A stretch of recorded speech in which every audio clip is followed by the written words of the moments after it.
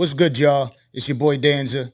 Just one of the many faces of the machine known as the Danza Project. Please do me a favor if you rock with us. Hit that like button, subscribe button, and turn those notifications on. We appreciate you. Salute.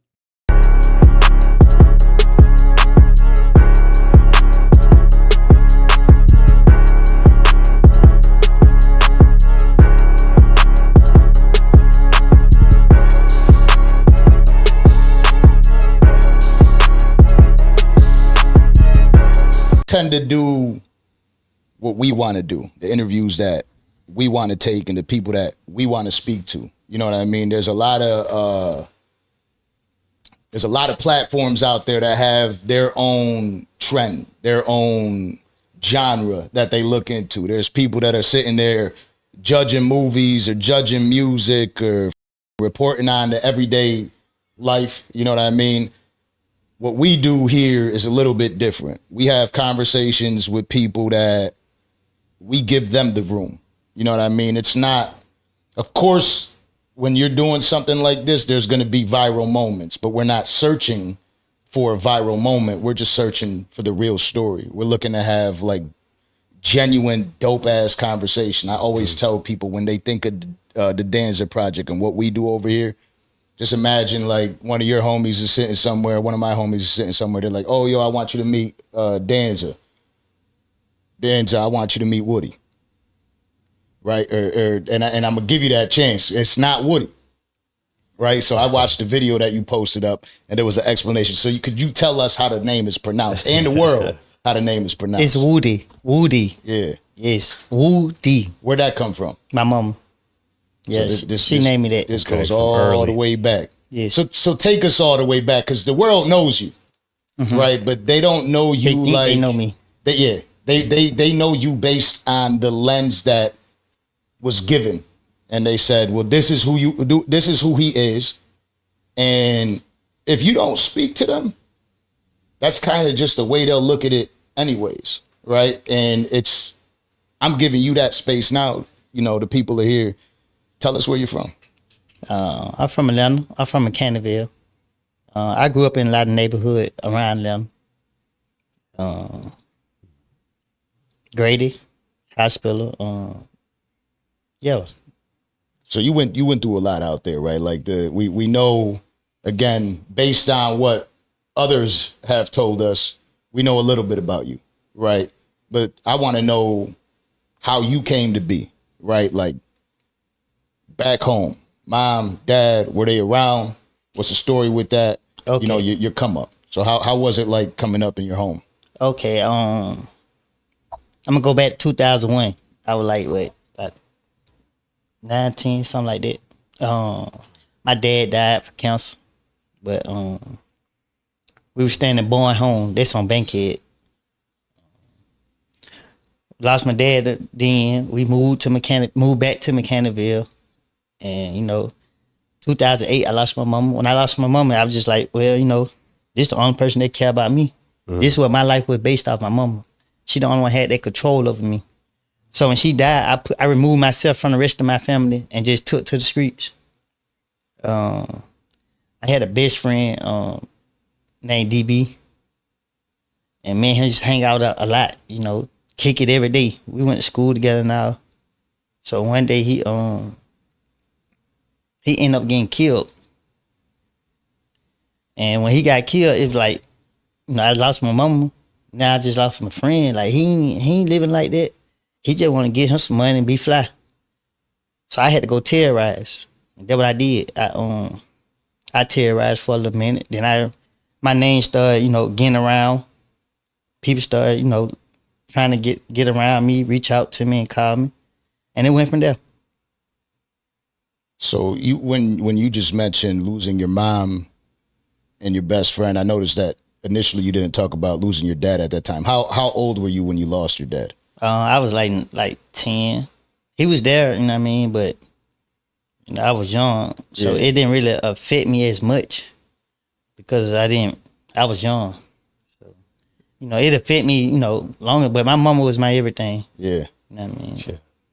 So what was your mom's like like what are the memories you have of your mother coming up, of the things that she tried to instill in you and who she was? Well, you know, my birthday July 25th. My mama's birthday July 28th. So since I remember, every year me and her had our birthdays together. So you know, change things after that, you know. Yeah, I ain't celebrate. I celebrated my birthday one time. Then because everybody from my neighborhood was like, "Come on, would they do it?" That was like 2014. So I went with everybody and just had a pool party. A lot of people came out to show love, but it be fake. So you know, after that, I just didn't do it no more. Cause you know, I'm used to. I don't let go. I never let go of my mama.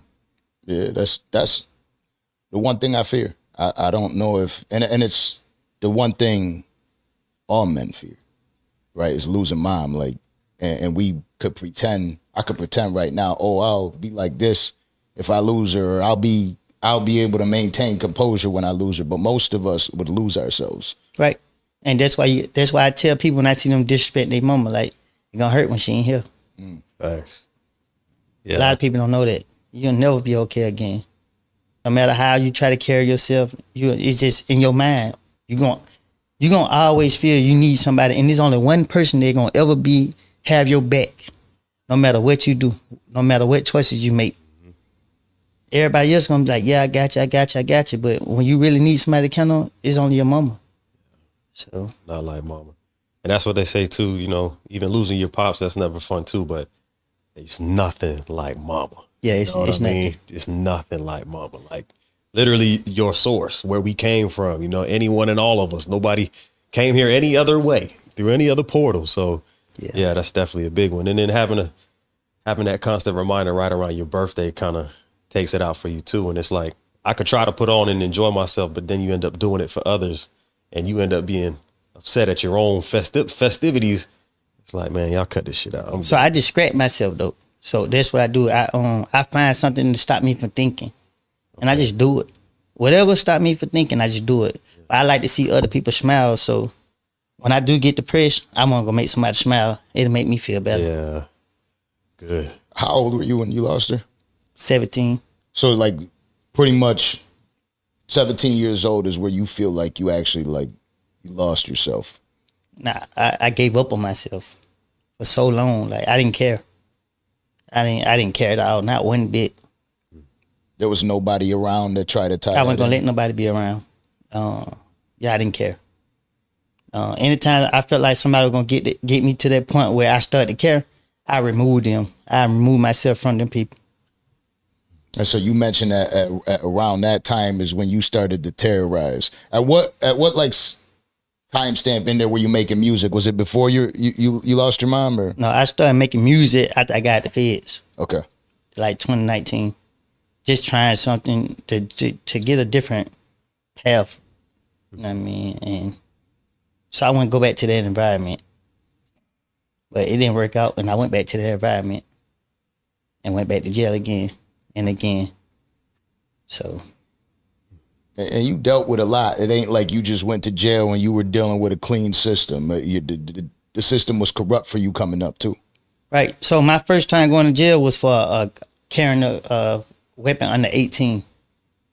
The police, they just pulled up and said I matched the description of a suspect, and I had a gun in my back pocket. Yeah. And once he did what he did to me, he was like, well, I ain't gonna put all these felonies on you. I'm just give you a break. So I went to jail. I bonded out. 5 years later, they wanted to make me plead guilty to that. 5 years. That's a misdemeanor. So were you like 17 or something like that, and they try to like direct file you and then do that whole thing, or what? So I caught that charge right before I turned 18. Yeah. So on my 18th birthday, I was back in jail. I was surprised they didn't try to charge you as an adult at that around that time. I did. Oh, okay. Yeah, in Atlanta, you get charged as an adult at 17. But trying to come back from 5 years later, come on, man. Yeah. What are we talking about? See, they dirty. What they wanted they wanted it on my history. They wanted it on my background. See, people don't know that. Like when you plead guilty, okay, we think we pay for our punishment. But if we continue to get in trouble later on down the line, they're going to use that against us again. Career criminal. Right. So it's real tricky. And now that what I know, I would never plead guilty to nothing else. Take me to trial. Because they don't have a case where they try to scare us into pleading guilty. Yeah. And intimidate us. That pressure. Yeah. And they do a good job of it. Like you're talking to, I tell people all the time, I try to tell these kids, I'm like, you'll think that. What is their strategy though? The bullshit. No, they hold us in jail knowing that we are anxious to go home. Yeah, absolutely. Correct. And you're right, yeah. So you in a position like, get me home. That's what they're gonna tell you. What? If you sign right now, you can go home today. Uh-huh. And people been in jail 6, 7 months, a year, or whatever. All my whole history is bull jump. But I can't complain about it because of the things that, I was. Yeah. Yeah, I feel you. So you getting a chance now, right? Speaking of that, to tell the kids what not to do when they get locked up, what would you say to them? Don't get locked up. I tell them to hang by themselves. Ain't no people be talking about loyalty and I got your back. Nobody never know what nobody gonna do until it's time to be in that situation. Everybody can talk, everybody can say what they want to say. Because you got to understand, betrayal don't come because it's already in your mind.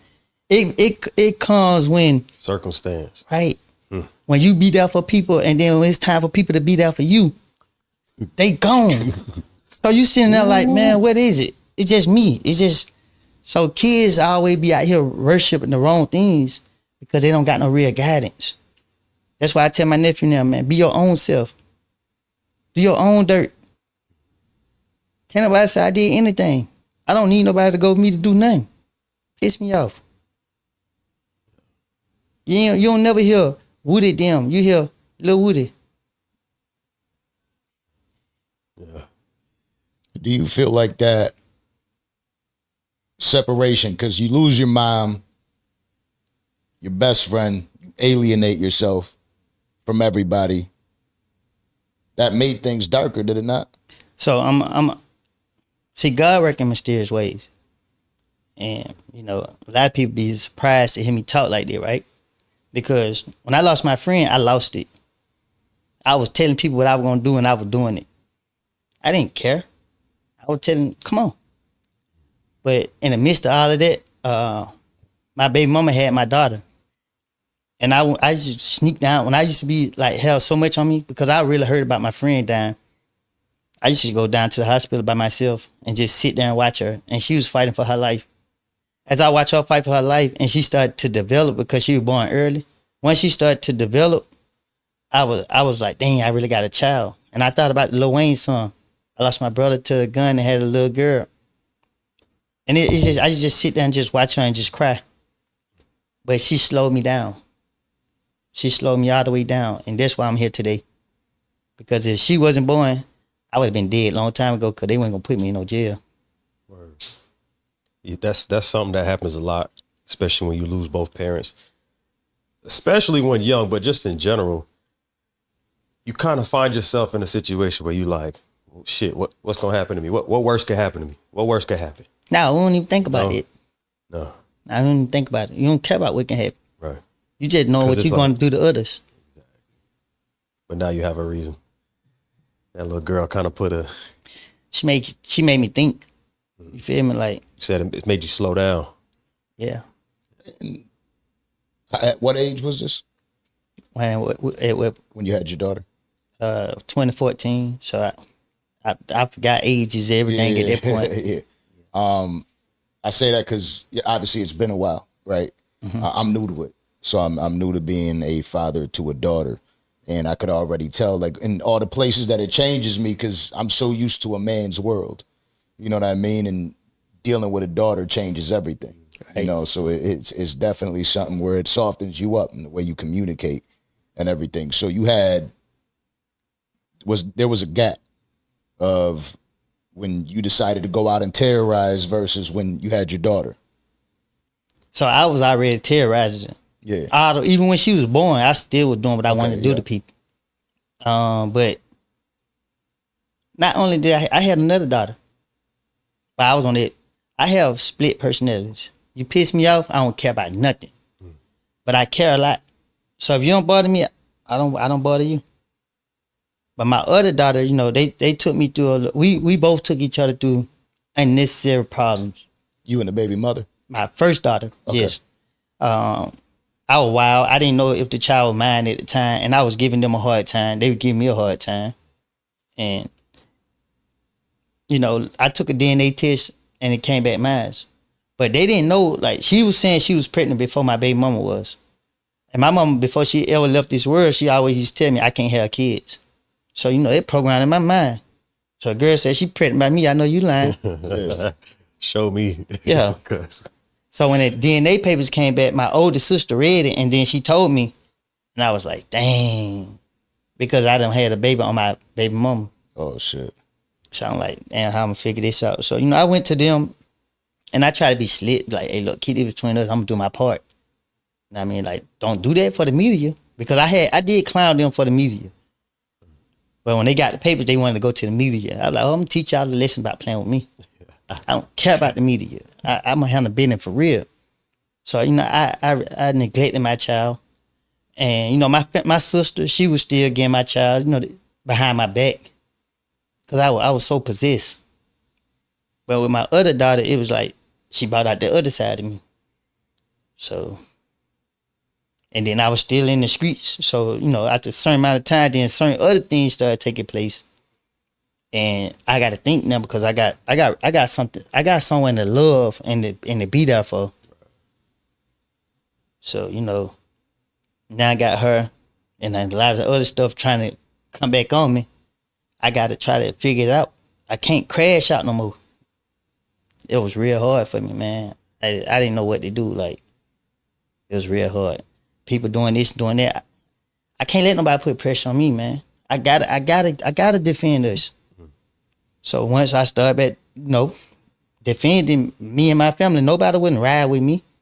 They talking about a gang. Nah, that was me by myself. You know what I mean? Like, about my family.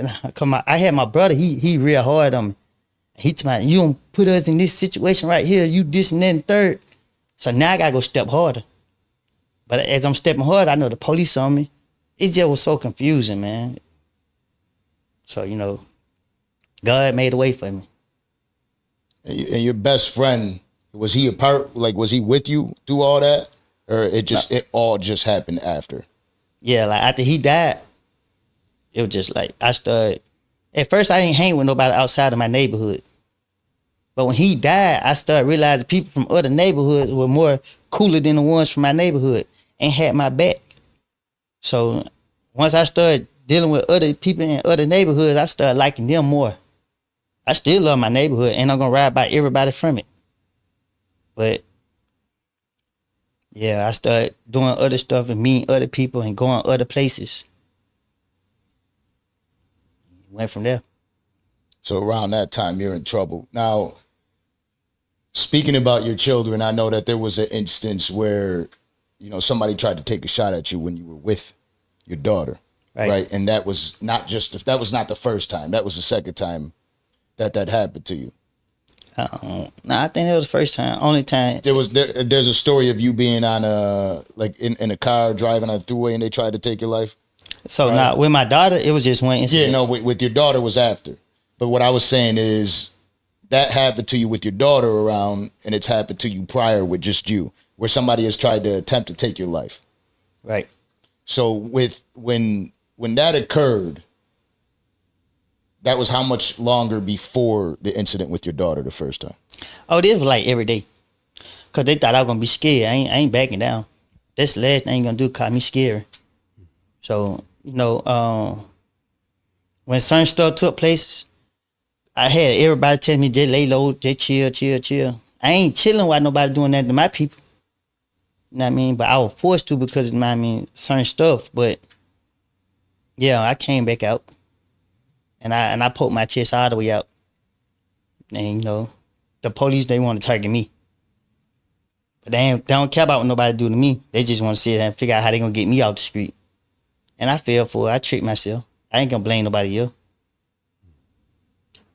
So they tried to take you out in retaliation. Nah, man. Taking somebody out, it's not hard. Just pull up and do them, especially somebody like me. I'm on the block.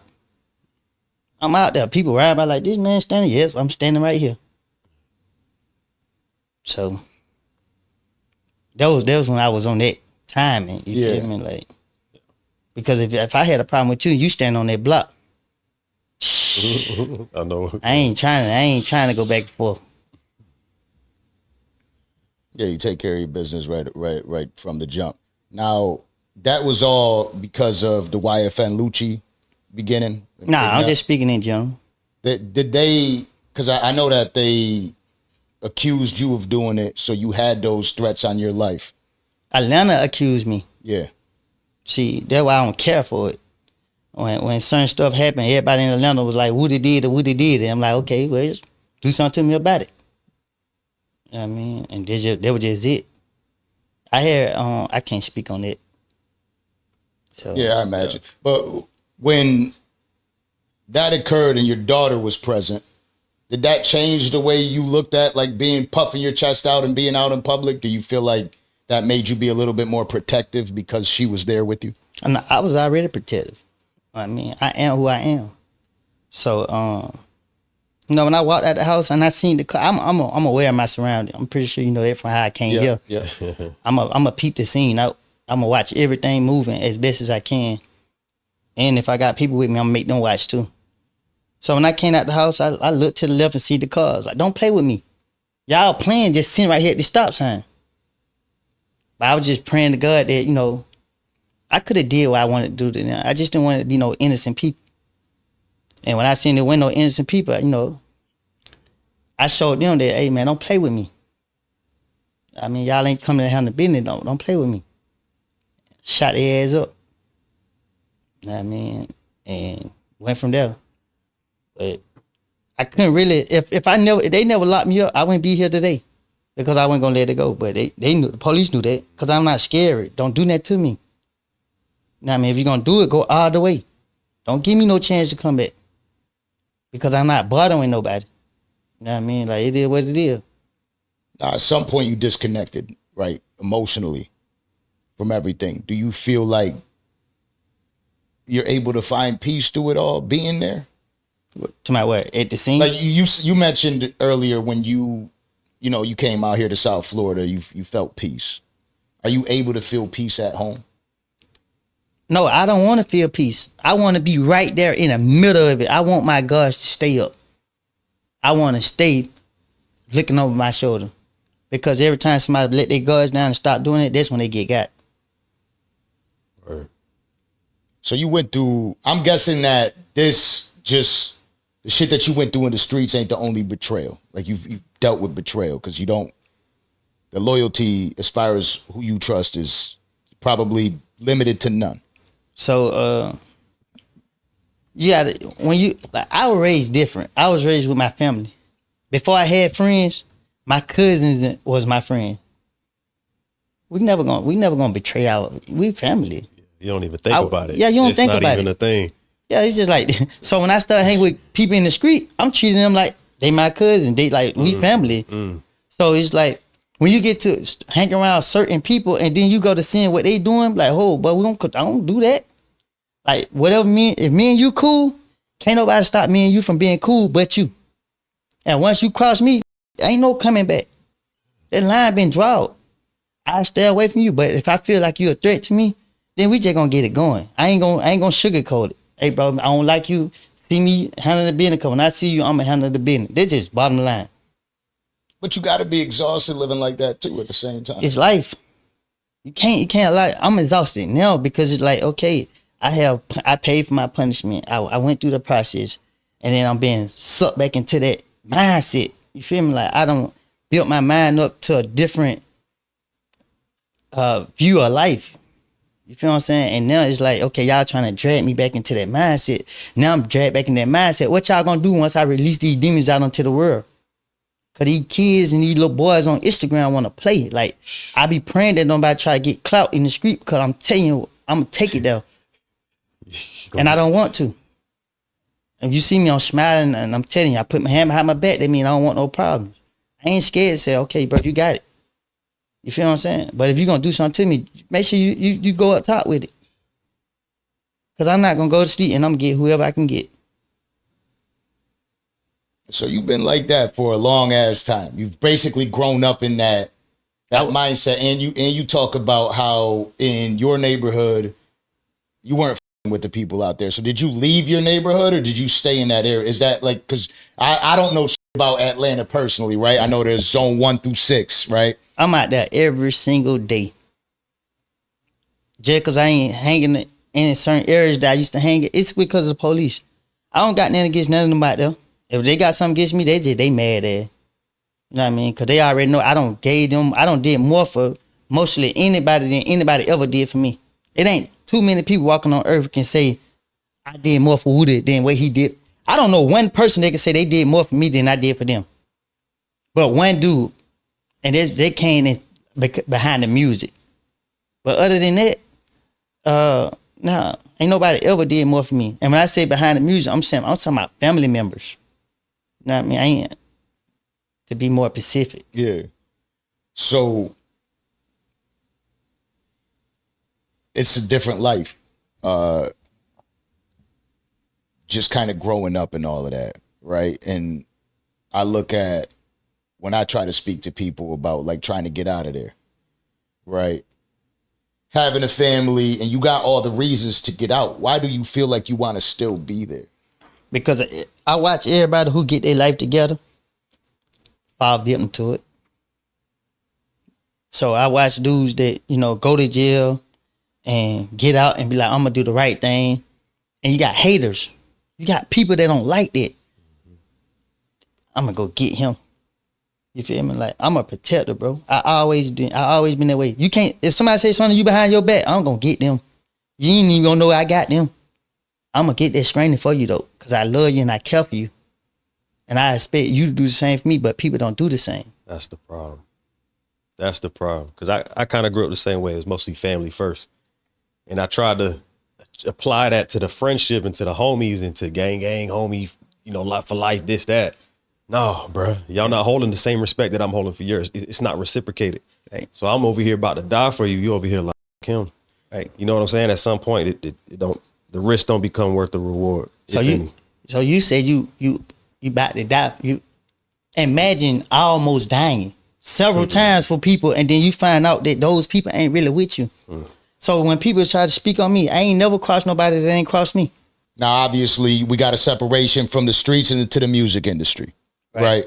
And in the music industry, there was YSL in the music life. And then obviously, I think that everyone has always thought if you're part of some label that you all got to be cool, right? Everybody's got to be cool in every label. I always thought about this with G Unit. There was 50 Cent, Lloyd Banks, Yayo. They had Young Buck. They had Game come up there. But 50 Cent was always loyal to the people that he fucked with. Right. You know what I mean? It wasn't about, like, it's okay, yeah, this person rapped with me, but that's that.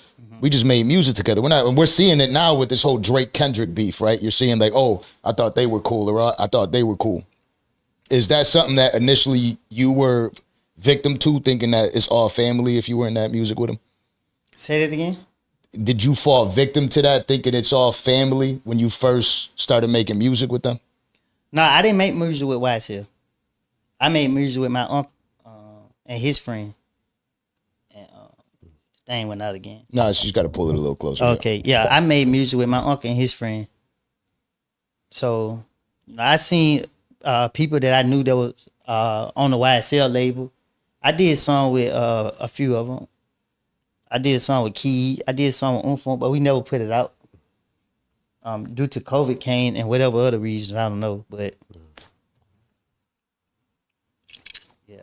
So you did when you got into the music, was there ever any point where you're like, all right, cool, I got this, I'm gonna just slide out of the rest of the shit? Well, I was me.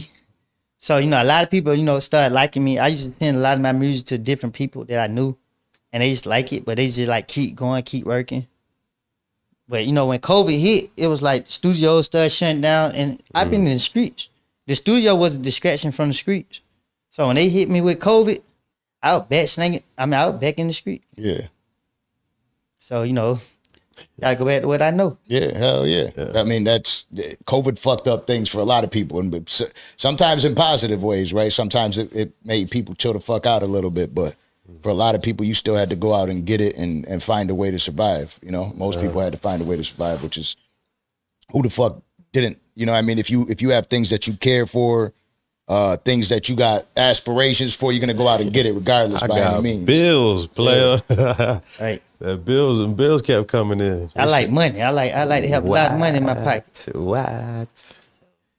So now you got all that shit going on. At what point, if you're even at liberty to discuss this, at what point did you link up with Thug, or what was it like just being around in general? Man, he showed me more to life. Man, it was fun hanging with him. You know what I mean?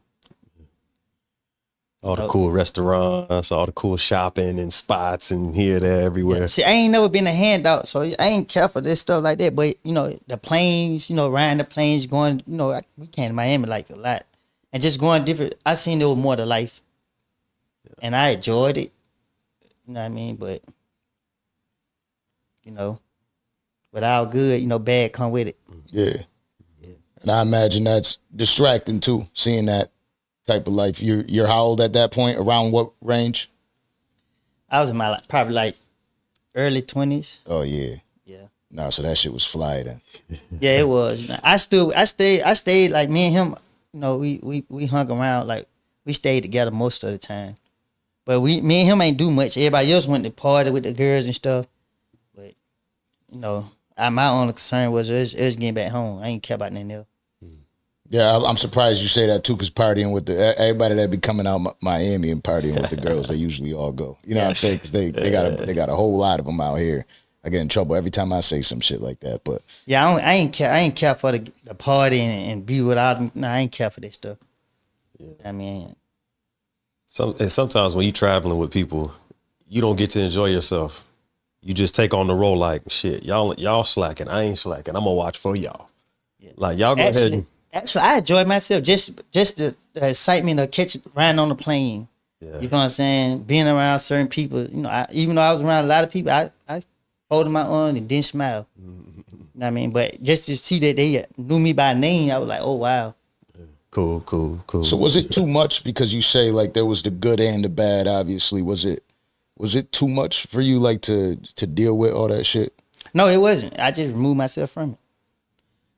You know what I mean? But, you know, when the bad come, I go into the shadow. But, you know, I couldn't go into the shadow because so many people thought they knew who I was and what I was doing. They try to keep me in the light. And then, you know, the police, they listen to people's music and, you know, try to piece stuff together through music.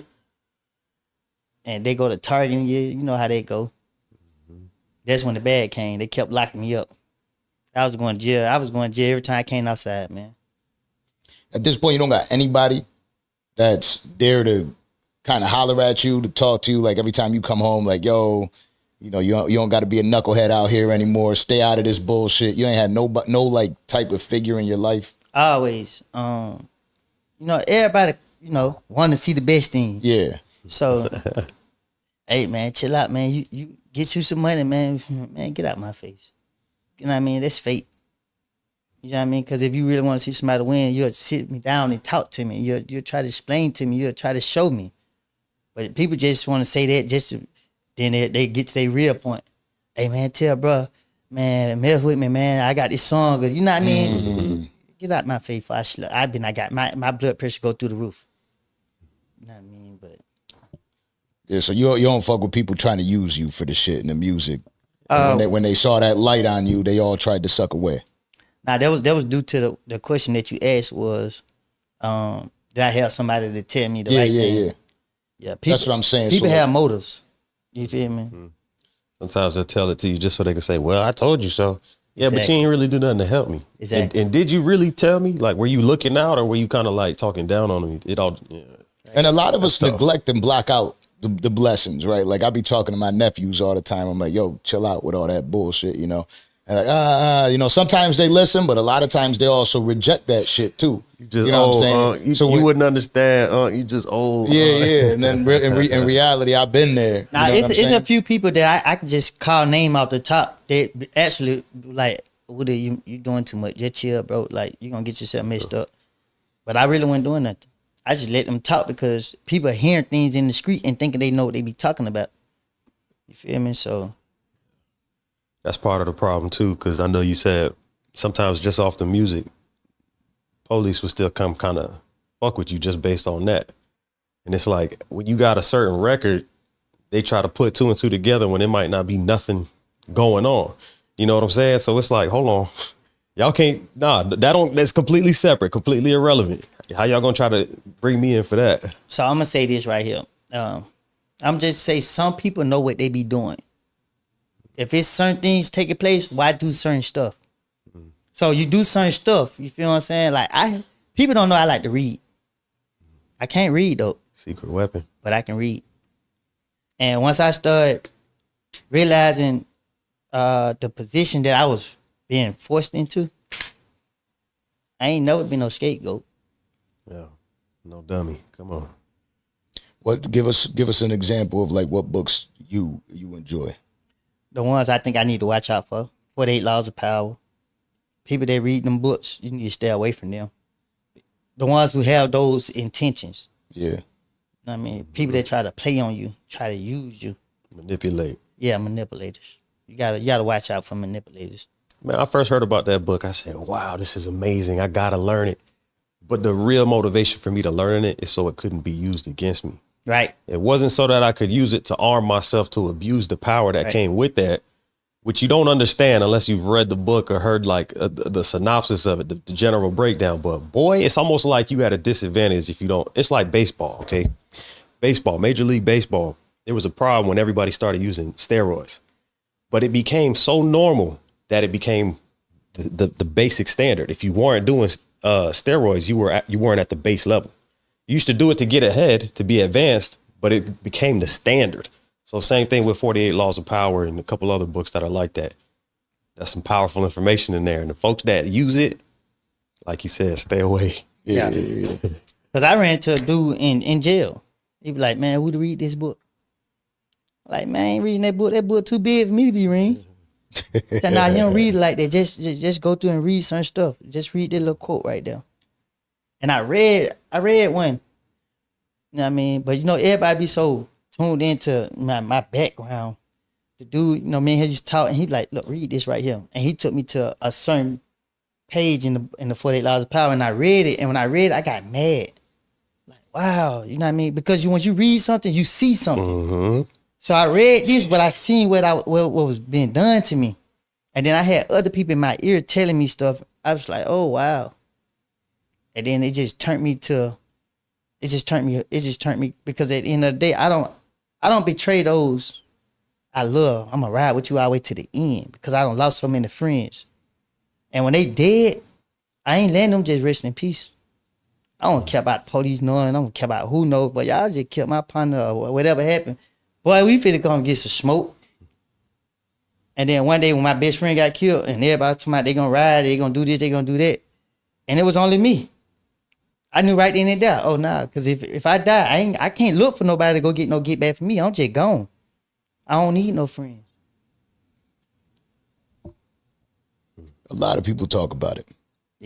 Especially with music, right? And I think music has been the most dominant space where everybody speaks on loyalty, but we always find out very few of them have it. There's like the separations always happen immediately. You know how I feel about the music? I feel like if any of these rappers living what they talking about, they would not make it in the industry. I ain't dissing nobody. Because it's hard. Soon as the police hear you talking about certain stuff, they start investigating you. One day I was with Thug. We was in New York. I never forget it. We on our way back. And then the police standing right there. We in Subway. The police standing right there watching us the whole time. As soon as we walking out, he like, you. He got a dispatch call that against me. But he just want my ID to run my name and make sure I ain't got no warrants, I'm free to go. But basically, he just wanted to identify who I was. And I had a warrant on me. I made it back to Atlanta and everything. They had no locked up, no name. But I didn't know what was going on until I was in the feds. And I'm like, dang, these folks trying to identify who I was. So it's hard to rap about. That's why I want to do music. Because I'm going to tell on myself. That's what everybody doing. Shh, I ain't putting myself in jail. You crazy. And then the moment certain people put out music saying, this person will do this or do that person will do that, I got the whole tag force on me. I got locked up for driving with license. And the dude that was in the car with me, he spit on the ground. They locked me and him up. They locked him up just for being with me. And they charged him with spitting on the ground. Oh, man. So people won't believe it, but everything I'm speaking on is facts. You can go pull up my name and you'll see this on my history. So when I see these rappers out here talk about they killing this or they smoking this and they doing this, if you actually killed that man and you just confess to it, like you just killed your whole self. But why are you still free? You ain't had nothing to do with it. You kept. And these kids thinking that, oh, I gotta go out here and kill somebody so I could be a killer rapper. I gotta go out here and rob somebody so I could be a robber rapper. I could rap about this stuff. Man, you better be 2 feet in the rap game. You can rap about somebody else's life just like 90% of these other rappers. So that's why I don't condone it. I don't promote it no more. Like I don't. Recently, there was an interview with Adam 22 where he interviewed Pop Smoke's killer, right? And I felt when I watched that, I'm like, I wouldn't have given him the limelight. You know what I mean? I don't think it needs to be, I don't think that's good for the kids to see. You know what I mean? Oh, well, he killed somebody and he got out young, so let's do an interview with him or him talking about everything he went through. You feel like that's, when you think about them interviewing somebody like that, what are your thoughts? My thoughts? I don't know nothing about the Pop Smoke situation. I was in jail. I don't know if the boy really did kill him. But he claims he killed him, right? He claims he killed him and that because he isn't sorry for it. Not that he doesn't want to be. He's just like, I'm not sorry for it because it happened. But yeah, look at our environment. I don't know the situation, but more likely their intention wasn't probably to go kill him. You know what I mean? You got so much clout going on. Everybody want clout. They rob him, whatever happened, it go wrong. A robbery go wrong every chance. Yeah. But what I get from it now, with my mindset now, is Adam doing him a favor. You shine the light on him to give him a chance where he won't have to go out here and try to rob somebody else. He can make money off his story. I RIP Pop Smoke, and I pray that, you know what I mean, this kid can have a chance to, you know, better himself and nobody don't try to retaliate against him. But the truth of the matter is, putting him on that show, you know, it's bad, but it's also beneficial to him. He can put some money in his pocket. He can find something to do with that money. Because if you don't give him a chance, what he gonna do? Right back. That's a good point. Tough. I'm pretty unbiased. Like I'll meet people. I believe I ain't really gonna judge somebody until I meet them myself, and I come up with my. But who are you to judge? Exactly. No, I'm saying this right in this aspect with you. A lot of people out there would say this is who a person is, and they will judge. Me being in this industry, like I'd rather meet somebody and get to know them there. If I would have listened to the media's perception of you, your answer right there would have shocked the shit out of me. You know what I mean? But I do know that you are way more intelligent than the media is trying to make you believe. And you're saying that in this, you know, just the way that you look at this kid and them giving them an opportunity and giving them light, right? So is that something that bothers you? Think it's people thinking like, oh, you're just some dummy criminal that went on trial and that's it. Does that bother you at all? No, I prepare myself mentally for this. I didn't expect it to come out to be this way. It's about taking accountability. And I keep telling people that when you got a chance to correct your wrongs, as a man, correct your wrongs. So when the media, I see what they doing. The media is poisoning because you got people still right there now. Now they saying I killed my friend. See, if anybody know anything about me, I'm gonna die for my friend. If I ever betrayed anybody, it's because they did something to me. The blogs ain't trying to figure out what happened, what was what. They don't care. A lot of people in Atlanta, you know, they gonna ride the wave. Whatever's going on, okay, yeah. Because first I was a killer. Then next thing you know, I started doing music. Everybody loved me. Then okay, you snitch. So you know, it's just different stuff that people are gonna go off in the blogs. Once the blogs start promoting stuff, they're gonna ride the wave. So I don't even pay attention to the blogs. When they like right now, I see a lot of them be posting me. When I got out of jail, I sat there and spent 6 months going read every comment, watching everybody who I knew like posts and everything. I went there mentally prepared that in my mind. So now when I see people, don't speak to me. I ain't got nothing against you. Just don't speak to me. You said what you said about me. I'm that same person that took the shirt off my back and put it on you while it was raining. These people who you trying to speak on ain't never even acknowledged your presence. So don't talk to me. You feel me? Yeah. You called me up here, you gave me a chance. This whole thing right here, it shined a light on me for me to speak up. Because everybody want to paint me out to be the bad person. I ain't no saint. I never pretend to be. A lot of people are wrong in this situation.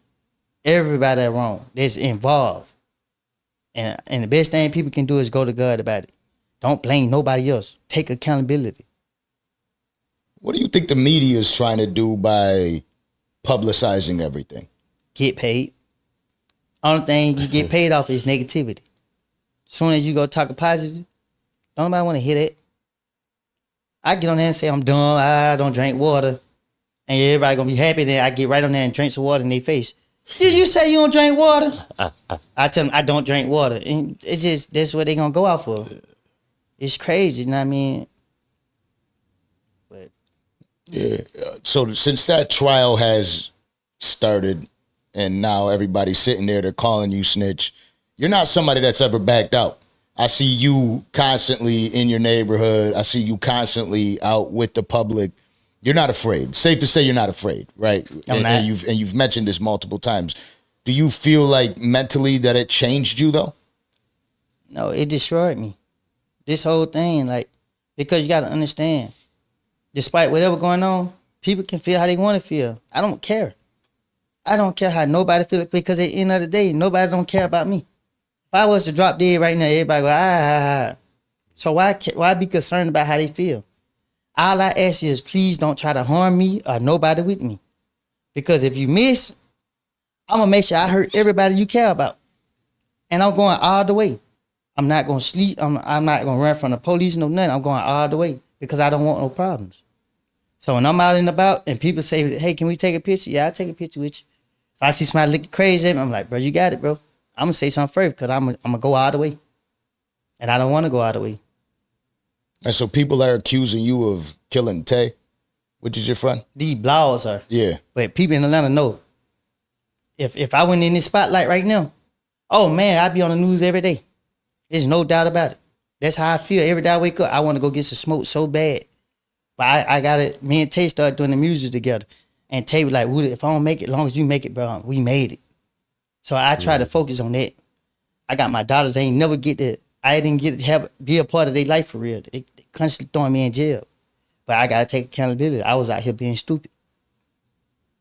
So how has losing him impacted you? Man, man, I'm so conflicted, man. Like, for real. I wake up with different mood swings. Like, I might wake up mad with the world. I mean, but the people showing me so much love that it's like, that's why I don't like, don't show me the love. Make me feel like I don't care. I'm going to tear this shit up. But now they showing me so much love, it's stopping me. And it giving me purpose to move forward. And I really appreciate that. I really appreciate it. Because you recently stated that you don't feel really comfortable with too many people walking up to you, but now it looks like it's changing. It's not changing. Okay. I'm very observant. The dude just ran up behind me at South DeKalb Mall. Don't do that. I studied, yeah. Don't do that. Yeah. He almost went to see his people. Yeah. That's the thing, but like you said, I don't read, but I can read. Like, you could feel it. Right. It's like the difference when you go through like Times Square when you in New York. When you in that city, you could feel the stress. you could feel the pressure. You just it's something. It's anxiety. Feel it. It's Same energy. thing when you in the public, because you know when you at the airport and here and there, just getting groceries and doing your day to day, you could tell if it's love off the rip. And then when somebody look at you kind of sideways, you could feel it. It's love now, though. Like Good. throughout my whole life, I never felt this much love. I never felt no love like this.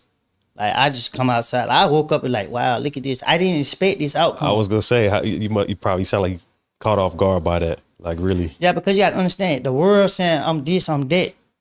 But me, I mentally taught myself to be mature when I was incarcerated. So it was like, when I got out of jail, nobody didn't know what was going on. But I'm not going to let nobody, take the fall for my bullshit, my shenanigans. Yeah. So despite how the world may see me, right is right. And when it's time to be right, man, I'm going to be right. I ain't going to be that evil person that I used to be. Okay. You know what I mean? Because I feel this and because I feel that. Nah, man. If this what it got to be, then it's what it is. Yeah. And that's a big reason why we wanted to have you down here, man, because thank God for social media in the sense that in a lot of ways you wouldn't really be able to tell your side of the story unless you write a book and it come out years later and then somebody happens to read the book and now they know the true story. I actually got a book. Okay, cool. But now that I don't, because I wrote a book when I was in the feds. So from 2015, from June 25th, I got arrested June 10th, 2015. Got out September 9th, 12th, September 22nd.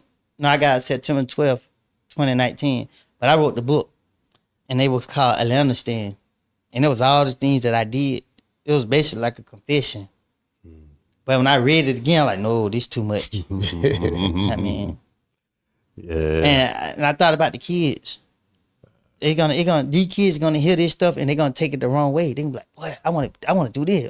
Because this I did. I came up listen to some rappers, and I heard my favorite song was "Welcome to the Mind of a Maniac," and I swear you couldn't tell me I was no maniac. Yeah, I was out there, and everybody who know me personally know me. I was hanging out the car, having fun.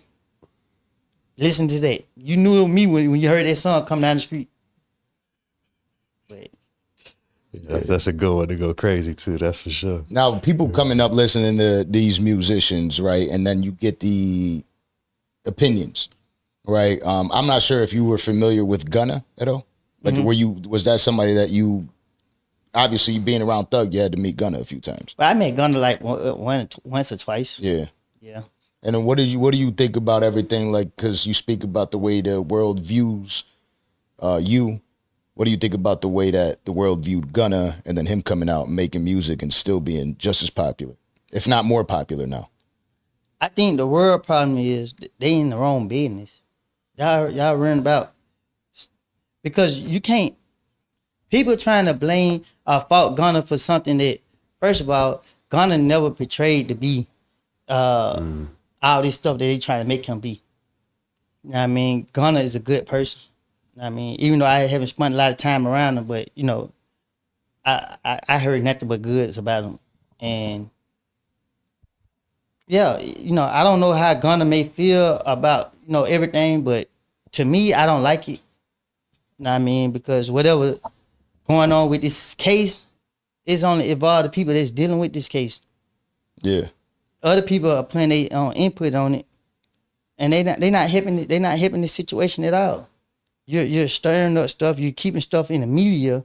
You know what I mean? Who know what these jurors can see? You feel me? Whatever going on, just let it play out. Because if you ain't gonna go do nothing about it, shut your mouth. You know what I mean? I don't think Gunna is a snitch. No, because nothing he say is gonna be used in that trial. Taking a plea deal, everybody done took a plea deal. Everybody done took a plea deal. They done been going to jail. Every street person I already know, Gunna ain't did nothing wrong. He ain't got to get on the stand and testify. You can call me a snitch all day. You know what I mean? It is what it is. It don't bother me. Feel how you feel. Just don't get out of pocket. Yeah. And now there was recently, just this past week, Thug's kids made a song, right? And in that song, they diss Gunna. Do you blame that on them just being naive? I blame it on the media. I blame it on the internet. They posted that or like it leaked or something? They posted. They Posted. Oh, they funny for that. Yeah, them kids out there. They in the streets. You can tell by the lingo, boy. Yeah, that they in the shit. streets. Because you got to understand, man, we real people. Yeah. You feel what I'm saying? This is what we know. Facts. This is what we know. These kids they in their environment. And they seen the media, you know what I mean? They going off everything, and this they dad. Yeah. You know what I'm saying? So, you know, they hurt, you know what I mean? But like I say, man, you know, God will make a way. Yeah. It's funny, I said when I was talking to my boy when I first heard about that shit, I'm like, that's how I want my kids to ride for me though. You know what I mean? They don't need right. They don't care about nobody else's opinion. They just ride with daddy. That's it. You know what I mean? But it's about right is right, wrong is wrong. You feel me? Like the song made me laugh. I watched it so many times. But it was just like, this not gonna help y'all dad. Yeah. Any negativity is not gonna help him. They got people don't want him. You know, it's hard for him right now. You know what I mean? Like, no matter what happened, it's hard. You know what I mean? The best thing he need his kids on there, you know, speaking on how they need their daddy back. We miss you. Yes. Yeah. His kids need to be on there letting them be known. That's the shit that helped bring you home. Right, because he's a good person. You feel me? Like, he's a good dude. And, you know, everybody out here doing the wrong things, it's not helping. Yeah. That's the tough part, boy. Because when you in there, it's like, y'all, please don't post that. Y'all, come on. And you can't say nothing on the phone because they're gonna twist up all your words. That's true too. They gonna make your words be whatever they want it to be. And it seems like Thug's father supporting Gunna sitting front row should be enough for the people.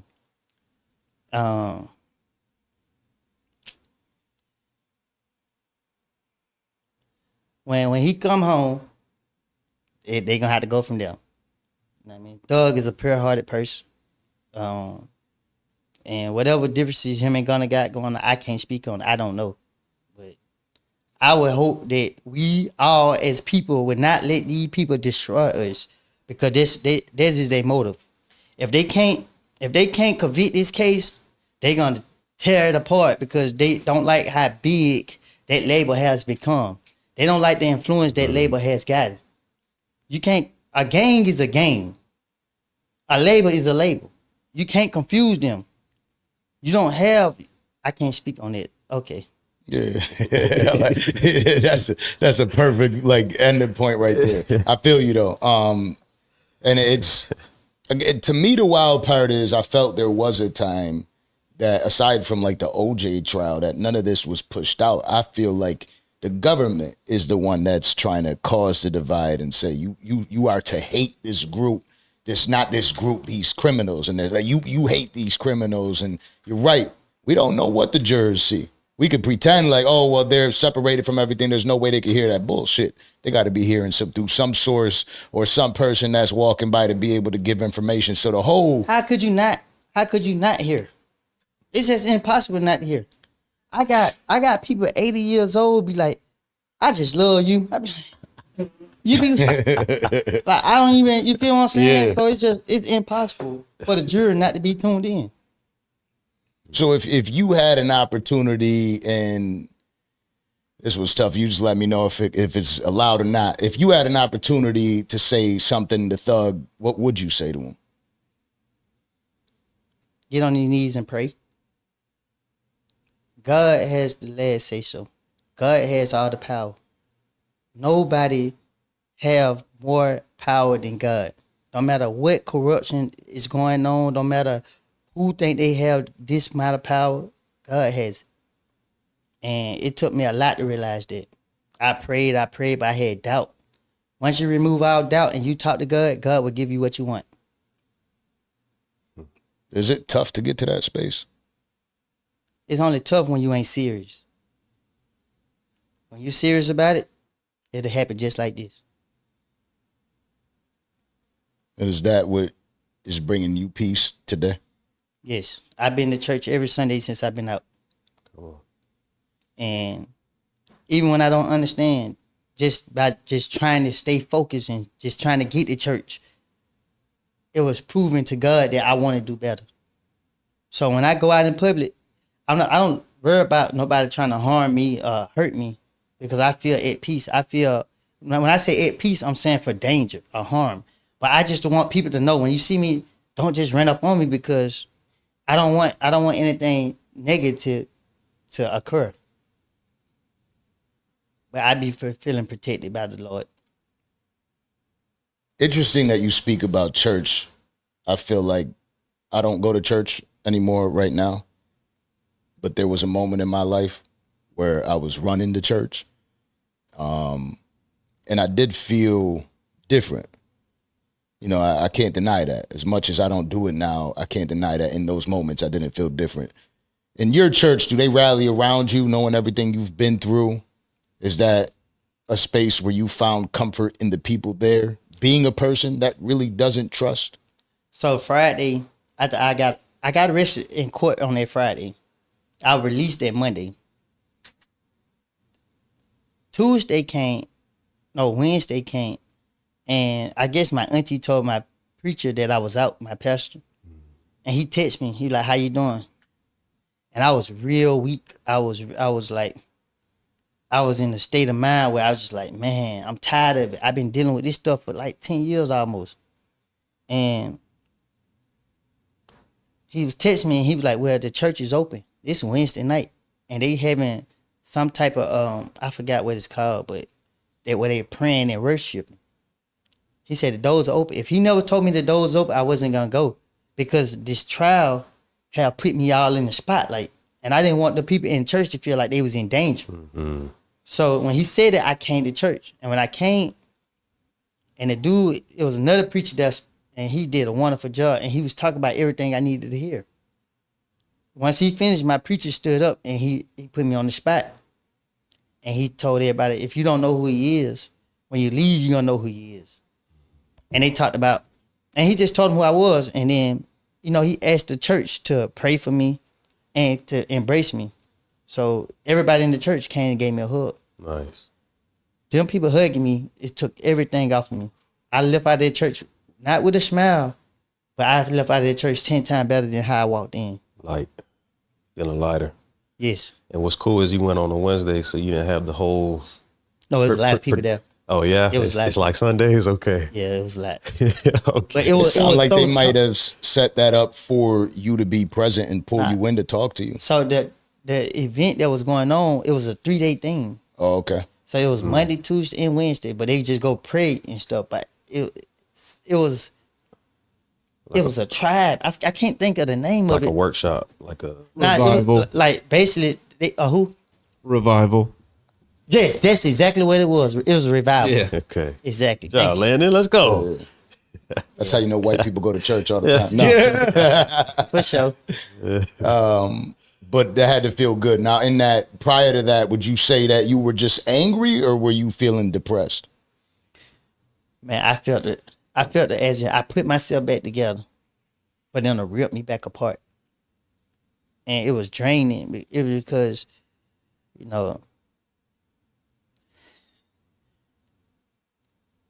you trying to throw me in something that I have nothing. Like, you trying to throw me in something that's, you trying anything in your power when you know it's bullshit. And yeah, man, I can't really say what I can't say much. Yeah. Do you or have you ever battled depression and suicidal thoughts? Not suicidal. I think because a lot of people that have lost their parents young. You're talking about both best friend. So my motivation always been, I gotta live for them. So suicidal is just like, it's out of there. No matter how hard, life been real hard for me. So hard to the point I just can't even cry. Like, I just can't drop tears and I just sit there and just mad. And I just, man. But suicide never been a thought. It's always just like, I had to take medicine before because I might go 2-3 days, no sleep. They give me Rumours and some anxiety medicine at the jail. And when I took that stuff, I wake up 2 days later, I be dizzy. I don't take that no more. So I had to mentally, make my mind strong enough for this stuff. And that's one of the hardest things to do. So when I was real depressed, I had to start working out. I had to put something in my mind and be like, okay, everybody know me for being little. When I come out of jail, I'm be big. So I do a lot of push-ups. The next thing you know, I started doing like 20 push-ups to 100 to 500. I was doing 1,000 a day. Man, they be like, man, what don't happen to you? The police coming out like, whoa, boy, you big. And it was psyching me out. So that's how that went. Yeah, you put that negative energy into something. Right. Put it, because if not, you're going to harbor it and hold on to it. And before you know it, you're going to explode. Put that shit into something. Play Just basketball. imagine touching the top of your head and pain just shoot through your head. So, and I'm in the feds. I didn't even believe in the feds. So I'm sitting there, I'm scared of everybody because I'm like, man, how do you nigga the police? You know what I mean? Like, despite what anybody else said about me, I'm sitting there watching everybody. Like, you don't know who to trust. Everybody want to go home. So it's like, man, I'm scared. And I met somebody that was, mature, level-headed, smart. Is this the person that got you to read? Yes. Yeah. Yes. No. This is Somebody not else. before they lost power. Oh, yeah. This person right here actually taught me how to case search, understand the law, read, you know what I mean? And I'm a fast learner. People might not know that, but once you show me something, I catch on quick. I think people are observant of that when it does come to you. I think the conversations I've had with people about you from the beginning of all this was that motherfucker's intelligent. I think they see that. Yeah, because now I'm speaking because I don't want, I let people know that I'm not stupid because I don't want nobody to think that and then try to be stupid and I had to hurt them. Yeah. Now I got to prove to you. Yeah, I just want to be left alone. I gave my loyalty up front to anybody, to any situation. So, okay, live y'all life. Let me live mine. I've been through the storm. You say that you live for your mom and the idea of her, right? What does she say to you today? Who on the front of my phone? That's my mom right there. She'll say to me today, I'm proud of you. See, I was doing things in the past thinking I was revenging in my mama's name. So one day I woke up in jail and said, what am I doing? This not making my mama happy. You feel me? This ain't what she want for me. This ain't what I wanted for myself. But after what happened to her, it just caused me to be like, man, forget everything. And then, my friend, he really did it because he wanted people wake up in the morning and be like, man, what time you getting up? Man, we both getting up and we meeting up in the neighborhood to hang out. So I never seen him getting hurt. So it's just like when he died, it's just like, oh no. But y'all crazy thinking I'm gonna let that go. I don't care about going to jail, do the rest of life by him. So when I see all these other dudes in the street be doing all this yapping and talking, man, look, bro, your buddy just got wet, man. You ain't did nothing. You ain't even go spin the block where he died at. When my buddy got killed, man, hey, man, okay, we don't know who did it. Well, okay, we gonna make sure somebody's gonna come up. Ain't no I. Yeah. How did you lose your mom? Man, I think Grady killed her. She went because she was dizzy. They said she was pregnant. It's 10 of us. So we like, nah, that ain't. Went back, they ran more tests on her. And then, she went back like 2-3 more times. This thing, she got cancer and it spreading through her leg fast. And I hate going into that story because it's like, I ain't fully let it go. But I'm more level-headed now than I ever was. So they killed her. And when you say Grady, you're talking about the hospital? Yes. Yeah. I go in Grady for whatever reason. I don't go to Grady, period. I could break you see my pinky? It broke. I'm gonna let it heal up. So I ain't going out. I ain't going to Grady. I got hit off the dirt bike. I went to Atlanta Medical. I go to different, I don't mess with Grady, period, because every time I went in there, I seen a lot of students, dressed up and going to room, so I feel like they be practicing on real people. And then once they mess up, they just say, oh, you got cancer, and just wipe it away. That's how I honestly feel. And then a lot of people might look at that and think paranoia, but that's not just you that thinks that way. There's a lot of people that believe that way. I just felt comfortable, getting back to like actually checking up on my health because I don't trust doctors. I'm not somebody that grew up trusting. It's easy for them to sweep things under the rug. Mm-hmm. They do that everywhere. They the law. They the government. When they make an error, they sweep it under the rug to keep it between each other. Yeah. And they move forward. But with us, we can't do that. We got to pay for what we do. I almost died twice from doctor's mistakes. I got a scar across my leg and a scar across my abs. A lot of people always think I got stabbed or something like that. Nah. And my mother was young, and they just told her, "Oh, it's we're gonna take care of him." My mother could have sued the shit out of the hospital back then, but all she wanted was her son to be safe. We don't know. Yeah, She was just happy you were good. So now you got the media that helps out because the media they broadcasting things that we wouldn't know. Man, I had an officer mace me and a friend of mine's in the room and locked us in there with the water off. Oh no. Man, we beating on the door. The camera show everything. The supervisor come open the door with his body camera recording. You see us in there choking. She don't mace us. He coming out. They covered it up. Not only did they cover it up, when I made a complaint, he told me let him deal with it. I said, nah, man, she wrong for that. We human. She mad because I told her to get out my face.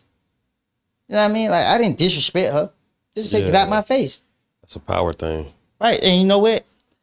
I called my folks and said, hey, man, y'all call up for this lady just maced me, and the lieutenant was somebody I used to pick on when he first started working at the jail. So now he a lieutenant.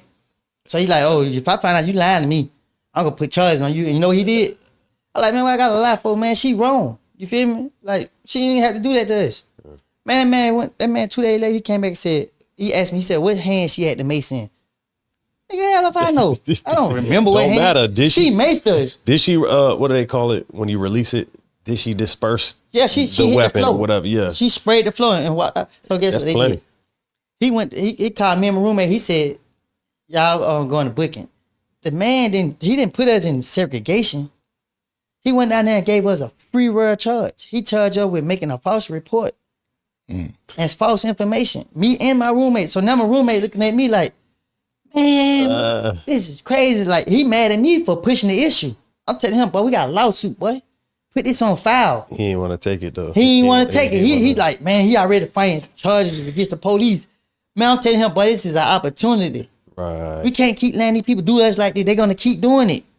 And you know what happened? They went to charge us. We went to court the next day. They gave us a $20,000 bond for these 2 charges. So and you know what happened? To this day, these charges are pending against, like, I never went to court on them. Right now. So you look up my name, you see false information against a police officer, whatever. It's just there. But see, that's the thing. That's the kind of stuff that it's perfectly fine to leave on your record because God forbid, or even when you go to court, that's the stuff they point at. You know, Your Honor, he has a history of making false reports. It's like, that's not how that happened. That ain't. What they do is, see, they put it on us so that we can't go forward with trying to push the issue because it's an open case. So now what they do, they let a lot of time go by and then they sneak behind our back and dismiss it. Yeah. Drop it. Well, we don't know. So That's now the dirty. statute of limitation done ran out, so we can't go sue them. It's dirty. Yeah, man. Ugh.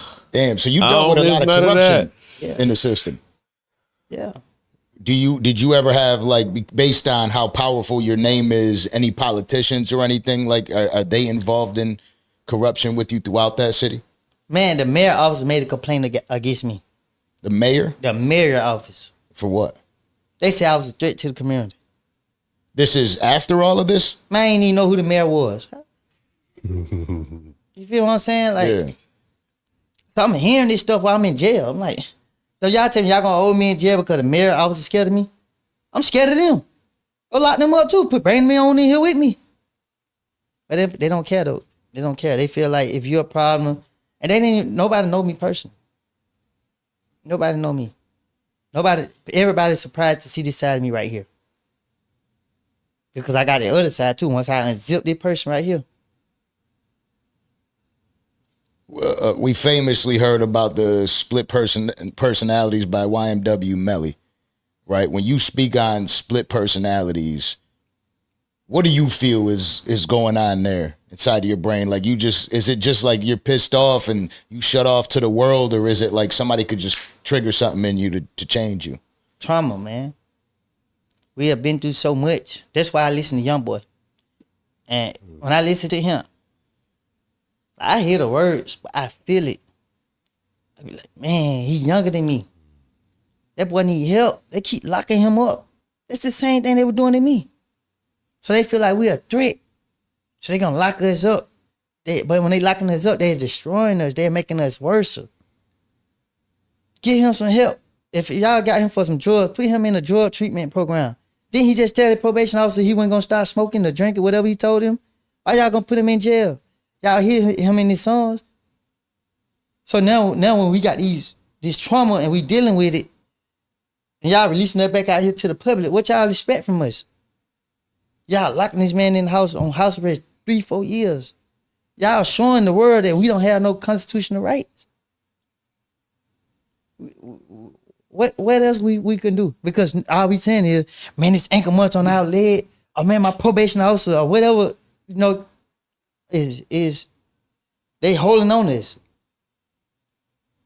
I've been on probation, man. I've been on probation ever since I've been an adult. I finally got on probation. The last time I got out of jail 90 days later. Here they go. They got me. I'm like, why y'all got me? They said that it's an investigation. I said, what y'all investigating me for? They took the car keys from me. What was that? They took the car keys from me. Siri. Oh. And went and found the car and said, oh, we found a gun in the car. You got me from an investigation, but now you don't went to discover that it's supposed to be a gun in the car and you gonna charge me with a gun? So y'all I beat that charge all day, but what they did, they violated my bond conditions, what I was out on bond for, with this new stuff right here to put me back in jail because they said I'm on Instagram threatening to kill somebody.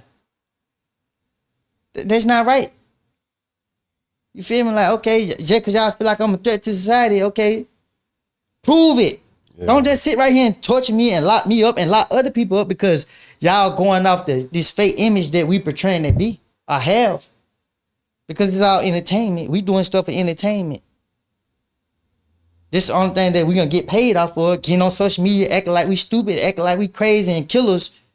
But we humans. We all have a heart. Yeah. And what they doing to certain people is very wrong. And they use us to kick it. They make us kick each other. Now, why do you feel, or did you ever get like to the bottom of why the mayor felt that way about you? I was bad. Yeah, I was bad. He said that like a badass kid. Like I know. When you bad. Yeah, because if you do something to me, I'm gonna do something bad to you. So the police block the streets off while I'm riding 4-wheelers, making me run to the stop sign. Oh, okay. But now back home, Cleveland Ave, you still like they still love you and respect you over there? I don't care what nobody do behind my back, but in my face, I'm gonna respect you, and I'm gonna look for the same thing in return. I love everybody on Cleveland Avenue, and if any one of them ever need me, they ain't even got to call me, and they don't have nothing to do with no game or nothing. It's just what it is. So I can't speak on it because, like I said, these people. You know how they is. I choose not to talk to nobody.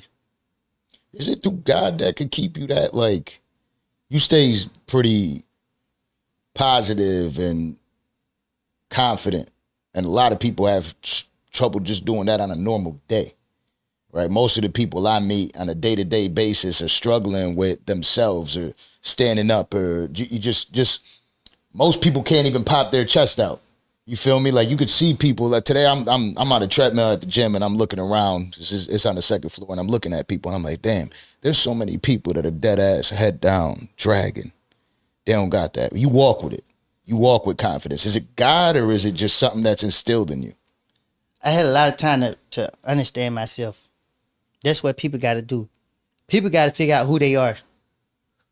And once a person find out who they are, it's gonna be hard. It's gonna be very hard for them to, engage with a lot of stuff. Yeah. So, I know who I am, and I know what I'm gonna do. I ain't the toughest, I ain't the gangster, but I love everybody. You feel me? Like I respect everybody, every single person, even a person at one point in time. I can't live on this world. We both can't be alive together. Mm. But guess what? If I was to see him and he keep going by his business, I keep going by mine. You know what I mean? Because at the end of the day, hey, we survived it. See, people want to play the game until they lose. You got to understand, you winning. If you're alive and you free today, you winning. Yeah. Make better decisions, man. That's what I had to learn. Shh, I been there, man. I put me in the room. My roommate had a life sentence. This boy like 22 years old, 21 years old. Already. Yeah, no money, no nothing. He ain't even. I'm telling him, you need to be reading. Some. Yeah, what he in here doing? He in the hole for cussing out the captain of the jail. He's still playing.